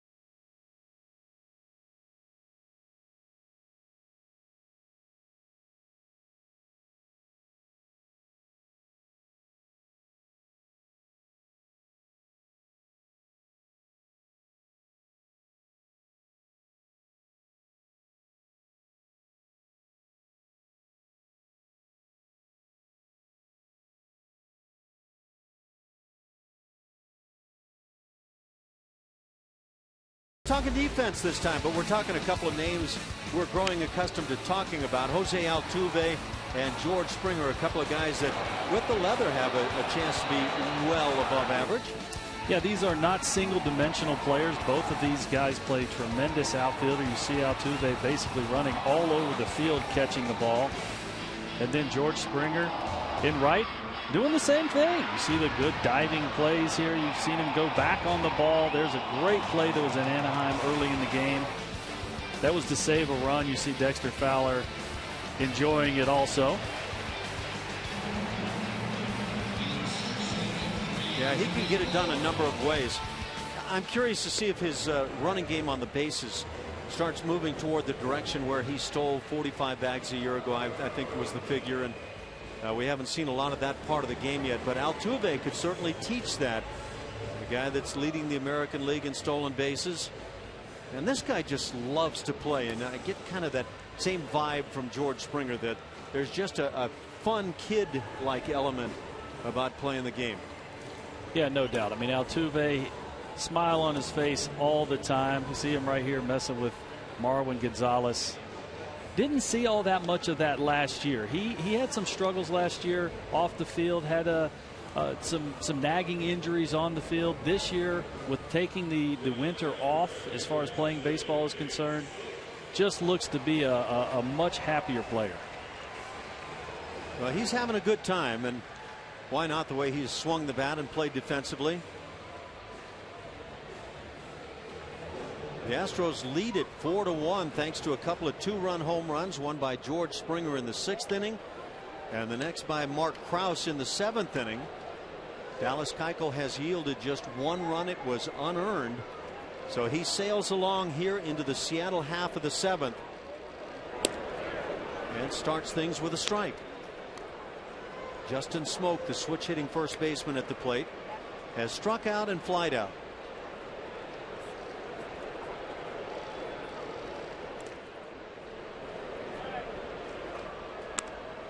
One and one the count.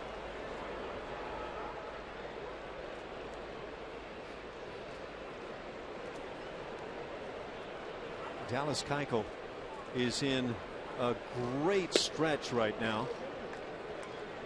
He allowed the 2 earned runs his last time out, but that was just a series of misfortunes in my mind in the 9th inning. This ball just inside, 3-1 the count. Yeah, starting with the hustle hit by Mike Trout to leg out the infield single, then a couple hits after that. They did end up scoring 2 runs, but and a line shot for an out right at Mark Krause on the right side. So Keuchel catches a break to start the 7th. Saturday, May 31st, 10,000 fans will receive an orange Jose Altuve jersey courtesy of Houston Methodist. First pitch against the Orioles at 3:10, but get there early to get your Altuve jersey. For tickets, call 1-877-9-ASTROS or visit astros.com. With 1 out, it brings up Kyle Seager. He is struck out and grounded out.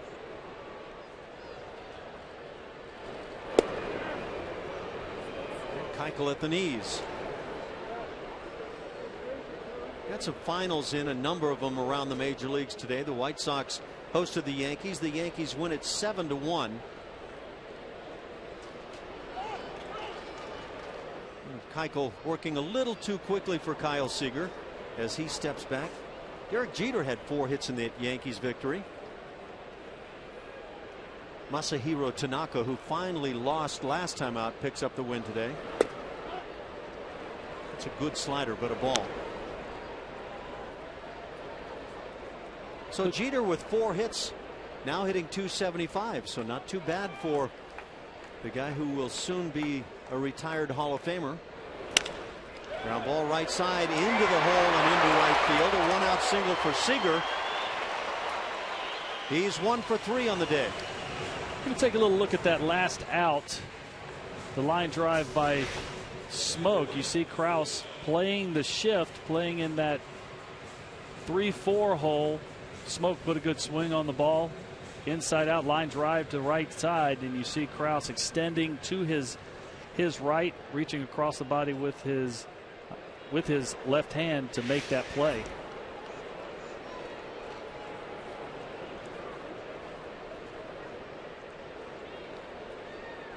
Right side of the infield almost completely open now as Krause holds at the bag. Zunino fouls it back. He's 1 for 2. That's 4 Seattle hits against Dallas Keuchel. The Astros with 9 against Iwakuma.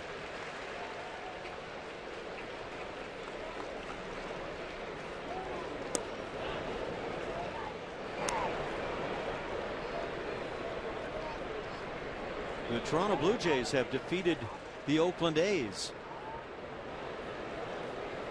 3-1 the final there in Toronto. Ground ball up the middle. Right there is Altuve, and he'll start a 4 unassisted 3 double play. And Dallas Keuchel 2 more ground ball outs recorded. It's 4-1 Houston.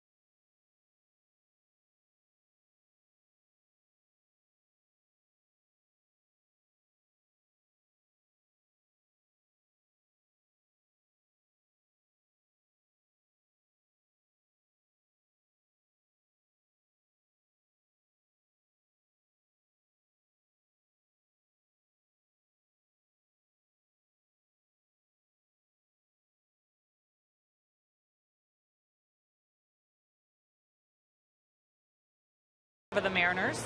And Astros, Dynamo, Rockets, and more. We have all your sports news covered. Check out Sportsnet Central every night at 6, 10, and midnight on Comcast Sportsnet. We'll see Jose Altuve come up in just a second, who's doing what he's been doing all along. George Springer giving this guy credit yesterday for the multi-home run game. Said Altuve puts me in a position to drive in runs and he gets better pitches to hit. Well, Altuve's playing like an all-star. We've seen him do that in 2012, but look at the numbers. He's actually getting better from that 2012 season. The average going up, stolen bases, he's already at 17. Fielding percentage, we've seen Altuve play great defensively. Ash, this guy's just playing at a very high level right now, wouldn't you say? It's all-star, without question. I think that Jose Altuve, of course, there's a long way to go to the All-Star game, Julia, but if he continues to play the way he has, it would be a travesty if he didn't make the All-Star team, in my opinion. And what happens if at some point Jose Altuve becomes the guy that leads the league in runs scored? And he could be that guy with his speed and the way he is now getting on base. He can thank George Springer and others for being the guys that drive him home. It's starting to be a team that complements each other, and that's really a good sign for the club. Altuve leads it off, takes the pitch high. Danny Farquhar comes in from the bullpen and works it now for Seattle in the 8th.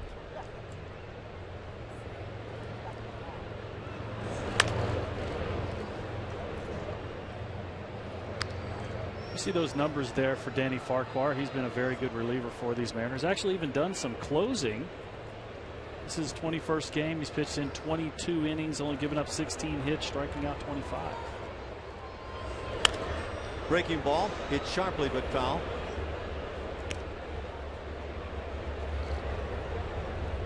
One and two the count on Jose.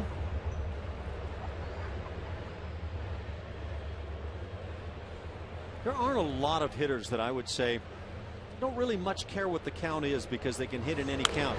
But Altuve would probably be one of those guys for me. Yeah, I would agree. I mean, he's done a great job. He's got great eye-hand coordination. He puts the barrel of the bat on the ball almost every time he hits.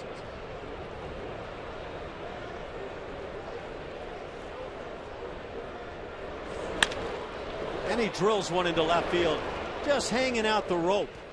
Leadoff single here in the 8th inning. Danny Farquhar greeted by his first man as it brings up George Springer. Just like we promised earlier in the game, it's Miller time, brought to you by Miller Lite. We're take a look at the George Springer home run, slider up and out over the plate.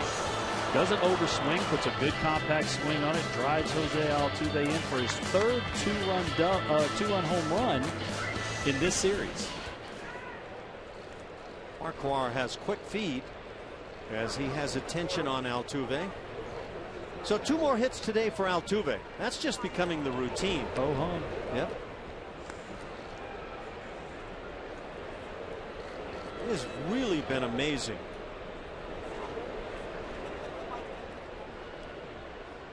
It has to just be an absolute blast to come to the ballpark every day for him right now. Yeah, we see him smiling all the time, and I kind of made the comment, why not when you're playing like this?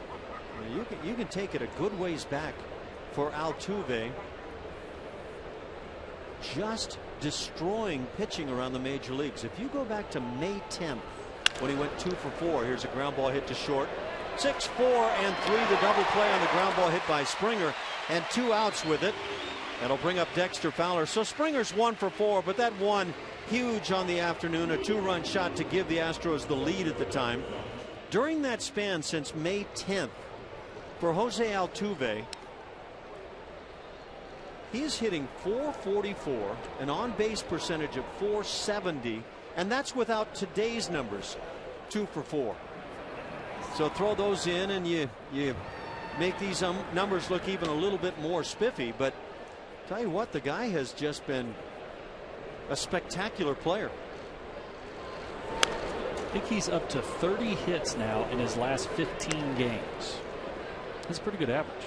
No, even with my math skills, I can figure out what he's averaging a game. He had 2 yesterday.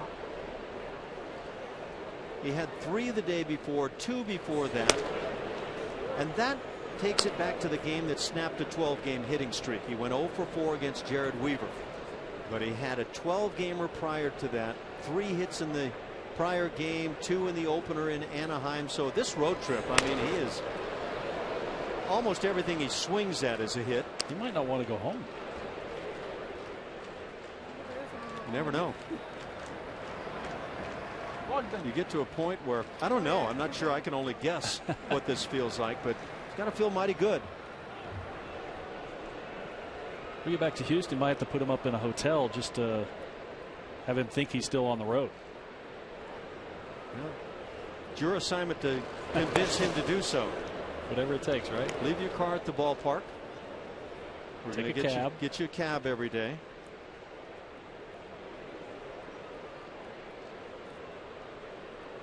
And then there's Dallas Keuchel, who is sailing along. No earned runs against him through 7 today. Down on strikes, Fowler. Second time today, he's 1 for 4. We've played 7.5. The Astros lead it.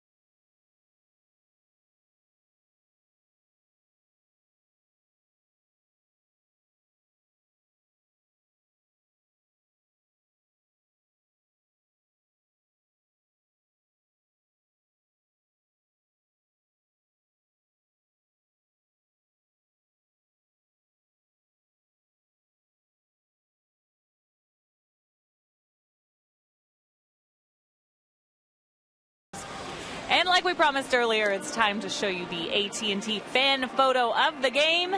Today, it is Aaron. This couple. Or they might not be a couple, but they look good in their Astros gear. Remember to tweet us at hashtag #CSNHFanPhoto for a chance to have your photo shown in an upcoming game broadcast. It's brought to you by AT&T. Ash. Hey, Julia, I think we may have run into Aaron outside of the ballpark earlier today. We were out looking for a little bit of a pregame meal, and he said hi to us going by. It's good to see a lot of the Astros fans here in town. Astros on top 4-1 as they try to even this series at 2 games apiece. Dallas Keuchel right out in front on the 7-hitter Michael Saunders, who's 1 for 2 on his day. Close. Paint, paint, paint, and you'll get your share. 86 pitches for Keuchel. Has to be frustrating for the hitters. Well, I remember the guy that used to make it most frustrating for me was Fernando Valenzuela. He could put it right on the, just so a seam of the baseball might hit the white of the plate on pitch number 1. It would be called a strike. And then he'd start moving it off the plate by a ball or more. And it was in the days when corners tended to be a little bit larger than they are now. And you'd get done with a 4-at-bat day and say, I never saw a pitch over the white of the plate all day long. Keuchel gets the leadoff strikeout as he gets Saunders. That's 6 strikeouts for Dallas. Here's a look at the pitch by pitch brought to you by Still Dealers. This is Cole Gillespie earlier in the game. You see a lot of pitches on the bottom part of the zone. There's a backdoor breaking ball by Keuchel. The good 2-seam fastball on the inside. And there is that good slider down and in where the right-hander just has to swing right over the top of it. Well, what a string he's put together now in his last 3+ starts, today being the 4th. But the last 3 starts, not counting today, You're talking about an ERA of 1.42. 2 of those runs came when he was not on the hill his last time out, and that strange 9th inning against the Angels. 28 strikeouts now in 4 games put together. He's walked just 1 man in that span. That's it's just great stuff. Yeah, it is. He is doing an incredible job of trusting his stuff. He knows he has the ability to put the ball on the corner, and just to have 1 walk in all those innings, I can tell you, I don't know what that feels like. Well, I have a feeling you've had some stretches, but what Keuchel's doing right now is rare. Cole Gillespie has singled in 2 at-bats. 28 strikeouts to 1 walk in now a 4-start span. Astros do have action in their pen. Kyle Farnsworth, the right-hander, Tony Sipp, the left-hander, got the double barrel working down there. Look at those pitches per inning. The 2nd inning got him a bit, but he just came right back with a 5-pitch inning.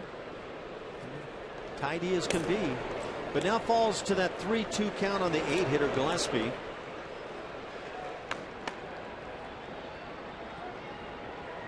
So Farnsworth and Sipp getting loose in the event anything goes haywire here in the 8th inning. Little number off the end of the bat. The changeup on the 3-2. He'll record the out at first. 3-1 on the play, and 2 outs. That's 11 ground ball outs recorded today by Dallas Keuchel. There's that confidence in that changeup. He feels like he can throw it in any count, and that is the case. He just threw a 3-2. Outstanding one down and away. Cole just barely touching it. A little nubber to first base. Yeah, when you can throw a changeup, it changes a lot for you as a pitcher. When you can throw a changeup in any count, then you have turned a big corner. Here's that changeup down and away. You see Corcoran's glove down in the zone. Just has to be frustrating for a hitter. 3-2, you still don't figure you're going to get a fastball. That slider that sweeps across the plate right there, it's hard for me to imagine that at the front of the plate that doesn't somehow catch some part of the white. It's a ball and a strike on the 9-hitter Brad Miller. If Keuchel can get through this 8th inning getting Miller here, it would be the top of the order. Jones, Romero, and Cano in the 9th to face. Curveball squibbed right off the end of the bat. Matt Dominguez with this play, and there's your 1-2-3 8th inning. Dallas Keuchel at 98 pitches on the afternoon.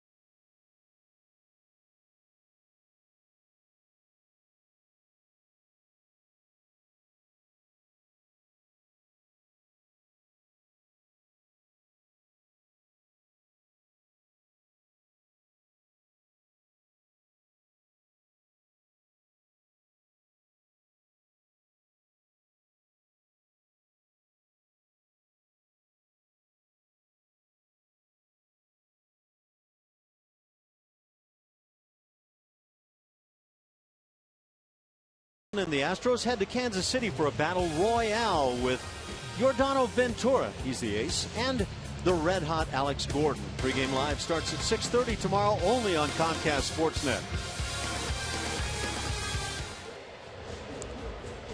Yeah, Astros fans feeling kind of proud here. There she is. She's got to turn around, see if she's got the Ashby jersey on. Well, I don't doubt. In my mind, it has to be, but we've seen this young lady in recent years, and she's been pretty steady with that. Nice to see, though. Folks turning out, enjoying Astros baseball. That they had the rainbows on yesterday. Yeah, those rainbows were kind of special. I think George Springer, who hit 2 home runs while wearing a rainbow for the first time, has to feel like, well, let's break those out a little more often. Yeah, I was wondering if maybe they were going to make a call to MLB last night, find out if they can wear them today also. You know, we've got, let's see, yesterday was game number 50, so 112 games remaining. We'd like to wear the rainbow for 112 games the rest of the year. Yeah, I think they could have gotten that done. But they've proven here this afternoon that they can swing some big bats and do some fine pitching and defense while wearing the typical robes with the orange top. It's 4-1 Houston. Jason Castro leads it off. Happy birthday to Jared Cozart today. 24 years old. Now you're getting old, pal. Boy, if he finds it, what another huge cog he would be. And it's not like he's far off. Right. But, you know, just another step forward, and he becomes, he for me is the ace type stuff. I would agree. You're talking about a power arm, mid-90s fastball, has the outstanding curveball. Here's a drive hit deep to right center field on the move, and making a great running grab is Michael Saunders. This guy can play right field, and you can see the look on Castro's face like, you kidding me? Great closing speed on this ball. He's a very tall guy, has long strides. And you see the concentration on his face. He's covered a lot of ground to get to that ball. Made that catch rather easily. I will bet you when this left the bat of Castro that Jason thought there's no way anybody gets to this. Apparently Justin Smoke said something to Castro as he ran by. Little peek over his. You probably holler at him, stay hot, pal. Matt Dominguez at the plate. Big old hang with him. Matty D had a double his last plate appearance, his 9th on the year. He's 1 for 3. And then he came in on the Mark Krause bomb to right. The second of 2 Houston 2-run home runs this afternoon. The other by George Springer. That's been the offense. And the other side of the game, well, it's simply been Dallas Keuchel. Third pitch of the afternoon. Medina comes on for the Mariners here in the 9th inning. Yoeris Medina.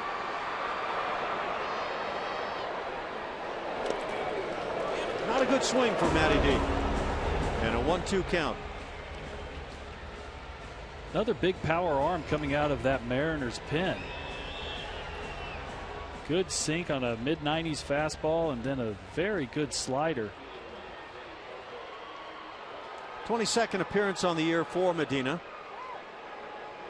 He is one of the fine Venezuelan players around, and there are plenty of them. Just in his 2nd year in the big leagues, came up with Seattle last year, pitching in 63 games.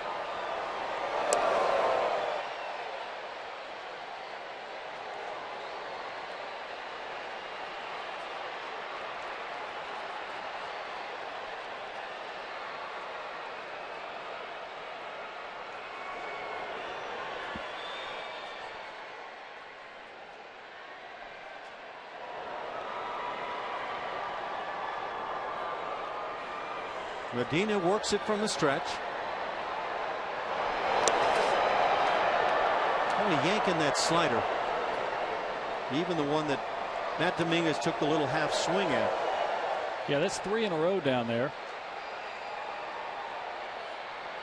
That pitch right there wasn't one he really wanted to throw down there. He doesn't. You really don't want to go to 3 and 2. This is the 5th time this year in the 10 games between the two clubs that Medina has pitched. And the Astros have handled him fairly well. 5 for 15 up to this point.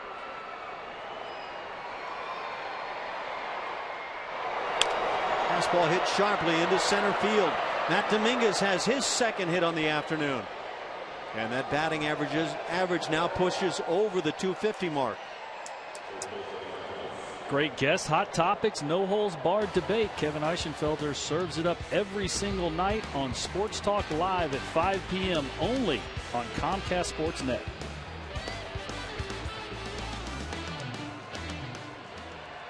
One out single has Dominguez aboard for Mark Krause. That home run for Krause in the 7th inning is 4th on the year. The 2 RBIs give him 14. And that was a big swing on the afternoon.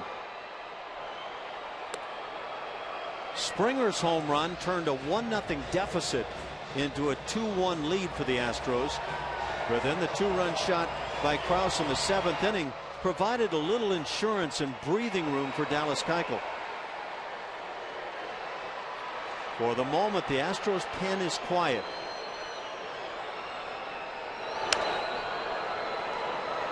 One and one the count on Krause. Good fastball right there by Medina. Krause a little bit late, fouling that off over the third base dugout. To you, does the quiet bullpen mean that Keuchel's coming back out for the ninth? That's what it means to me. I know they were both up, Sipp and Farnsworth, and I think they were up long enough to be ready. But here with one out, usually what you have in the bullpen is if someone is coming in that's already hot, once you get one out, you get up and you kind of finish your warm-up. We mentioned that Keuchel has 98 pitches on the afternoon.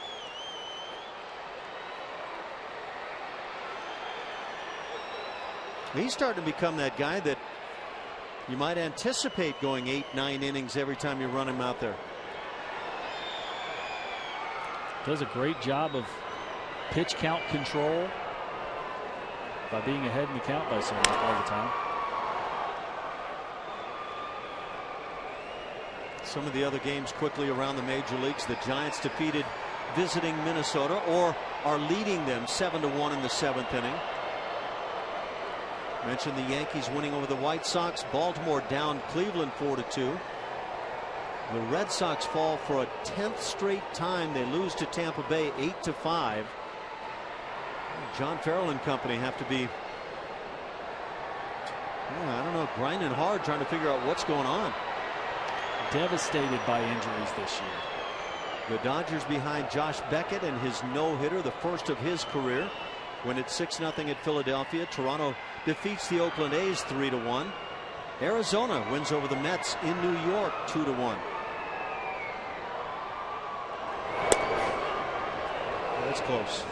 Texas Rangers no sooner lose Prince Fielder than their offense comes to life. They win at Detroit 12-4 today.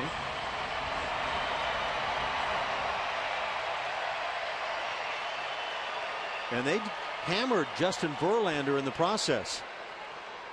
I think that's the second time this series that they've scored double digits in runs against the Tigers.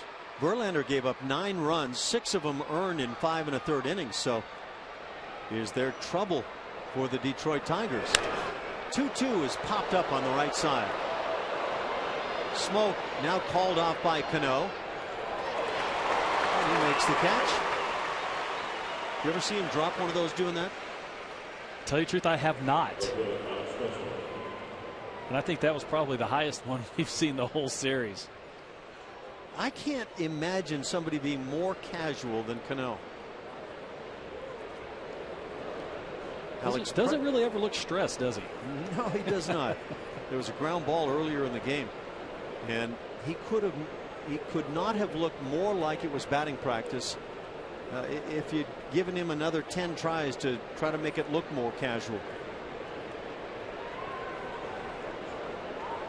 The thing is, he doesn't mess up.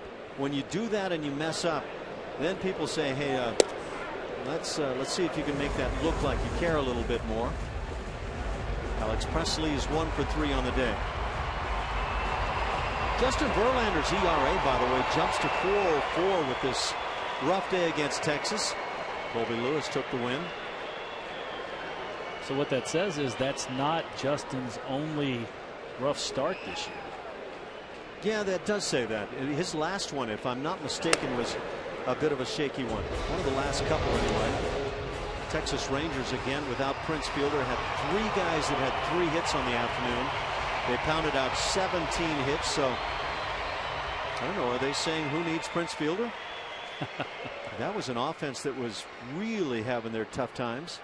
It really was. And as far as Justin Verlander is concerned, if you remember last year, through a large portion of the season, the first half, he wasn't very Justin Verlander-like. Right.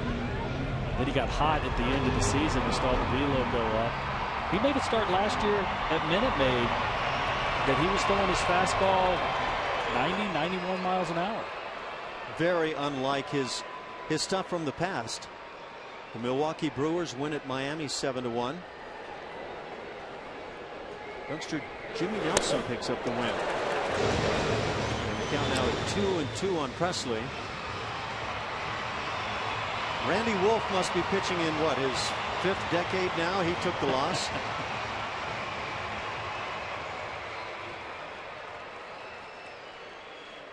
You can see why the Seattle Mariners like Medina. This guy's got heavy sink on a 95-mile-an-hour fastball. Good slider. His arm is good, and that slider is pretty filthy. Fastball lined and just foul on the third base side. Ball girl apparently read it herself. She had no trepidation whatsoever about going after this ball.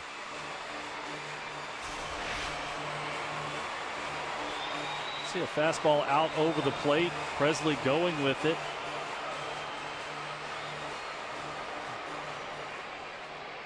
Good job keeping the ball in front of you.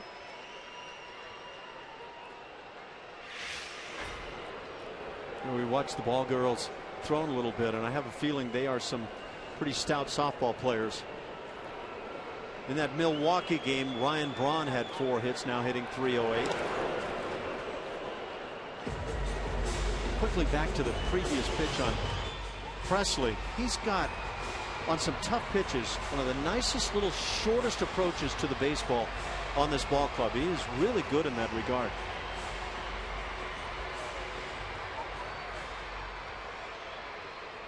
Jonathan Lucroy had 3 hits. He's hitting .331. Got some pretty good bats on that club. Talking about the Milwaukee Brewers. Yeah, that is a sleeper team in the National League. Carlos Gomez is hitting .320. Ball is fouled off with Matt Dominguez on the move on the 3-2 with 2 outs. Crying out loud, even Ricky Weeks is hitting over .300. It's been a while since we've seen that from Ricky. St. Louis and Cincinnati, they have the night game, and it's not going to make Mike Matheny feel any better. He's already been complaining about all the Sunday night games that his club, the Cardinals, have had to face this year. Tack another one on. Welcome to being a good club for the last couple years. Everybody wants to see them on TV. 2-out walk to Presley. That'll put runners at first and second for Carlos Corcoran. Good at bat right there by Presley, fouling off several pitches, laying off some pitches in the dirt.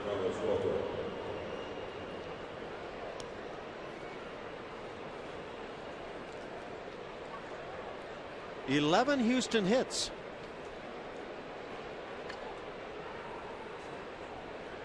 That's the first walk issued by a Seattle pitcher on the afternoon. Corpo for 3 on the day. Grounded into a double play back in the 2nd inning. The bases were loaded, 1 out. Looked like a big one. Seattle had a 1-0 lead. Cash, that walk of Presley right there, actually the first walk of the game by either club. Keuchel has a walk. That's right. Keuchel is unblemished in that regard. Out comes Rick Waits. Have a little discussion with Medina. So they'll talk it over here in the 8th inning. A 4-1 Houston lead, and no doubt Seattle wants to keep this as close as possible to give the bats a chance in the 9th. For Seattle in the 9th inning, the top of the order, James Jones, Stephan Romero, and Robinson Cano.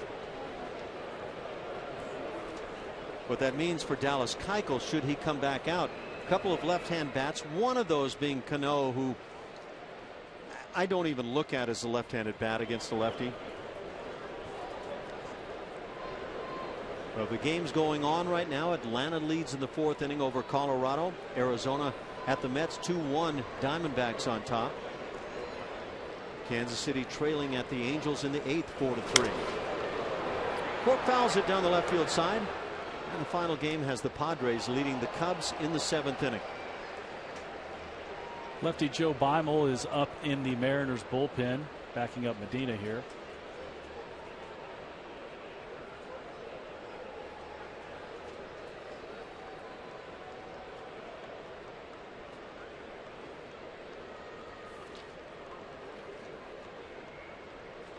Dominguez the lead runner at second. Presley at first. With a fastball thrown by.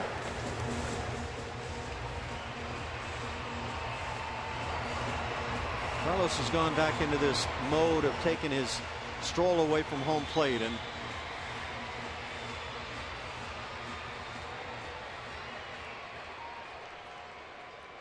love to see baseball keep the hitters in or near the box.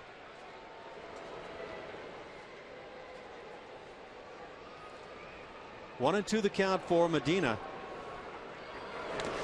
Slider, the bat starts, they appeal, and palms down. Medina's got great downward action on that slider. He's just having a tough time. He's bouncing it too far, too close to the plate. Hitters are able to pick it up a little bit easier and lay off that pitch. You're a pitcher. You're sitting on the bench waiting to come back out for the 9th inning, and of course you were a relief pitcher, so maybe it doesn't apply quite the same. But is Dallas Keuchel bothered at all by this lengthy 8th inning or 9th, top of the 9th? I would say I don't know if I'd say bothered. I think he would much rather just get right back out there as quickly as possible.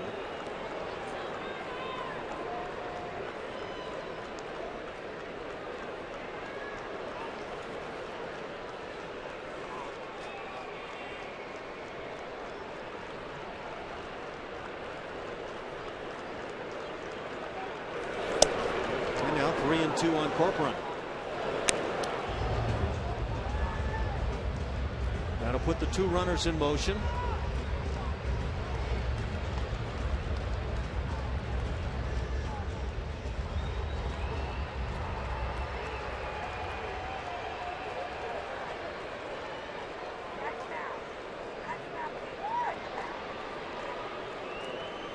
'27th pitch of the inning. Runners go. The pitch. Broken bat ground ball hit to second. Cano with the play. And that'll do it for Houston in the 9th. They get a hit and a walk and leave a pair. It's 4-1. The Astros lead it going to the bottom of the 9th.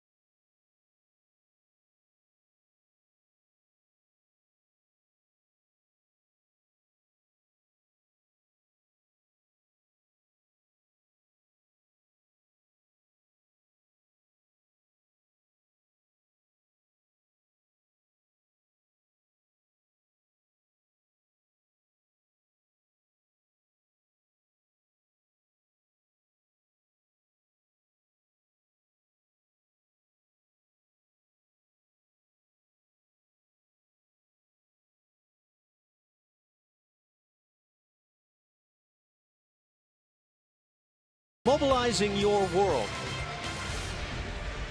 We go to the bottom of the 9th inning here at Safeco Field. 4-1 the Astros lead over the Mariners.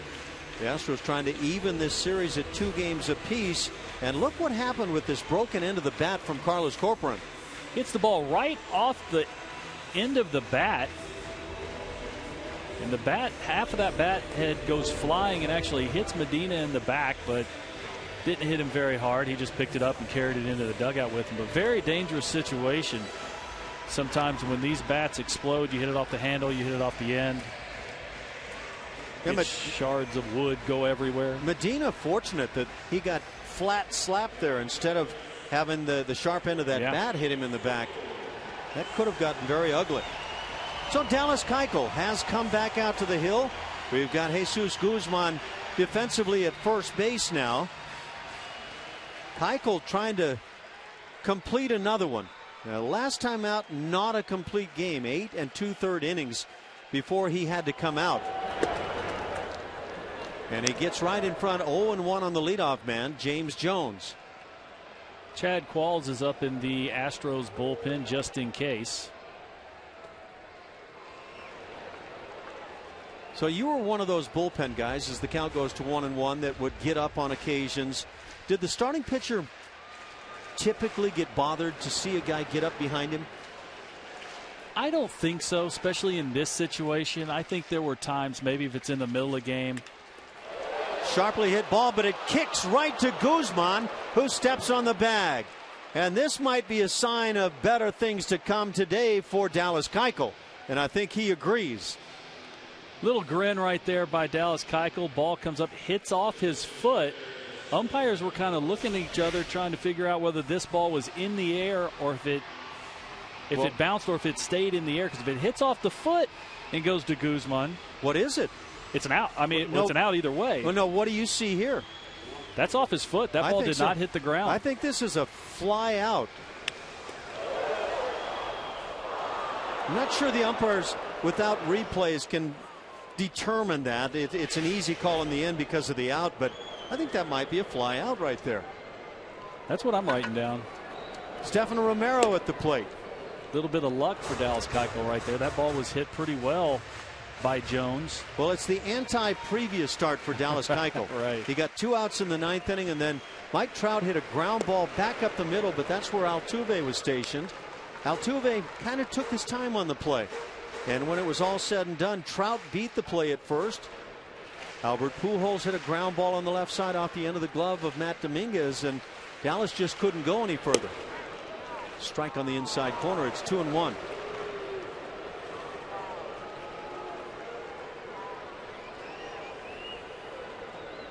We've got the question up here. If it's a fly out, is it a 1-3? Hard to say. Tough in between hop for Dominguez, but he is able to knock it down and make the play. And 2 outs on ground balls here in the 9th inning now for Dallas Keuchel, who is 1 out away from a complete game victory. Great job by Matt Dominguez right here, not panicking. Got a little bit of an in-between hop. The ball came up on him. Like Matty does, he keeps the ball in front of him, right in front of him, picks the ball up, makes a strong throw across the infield. Dallas Keuchel had one other complete game that came back in 2012. So he has one this year. 1 out away from a 3rd career complete game as this one is driven to center field. Drifting back is Fowler. He'll make the catch, and that'll do it as Dallas Keuchel is able to come up with his 3rd career complete game, his 2nd this year. And the Astros, more importantly, win a 2nd game in this 4-game set, split the series 2 games apiece, and on the season series, it's 5-5 between the 2 clubs. So the Astros have a little fun on both sides of the game today. Great start by Dallas Keuchel. You saw right there just the 1 unearned run. 2 hours and 28 minutes. That's a Dallas Keuchel pitched game.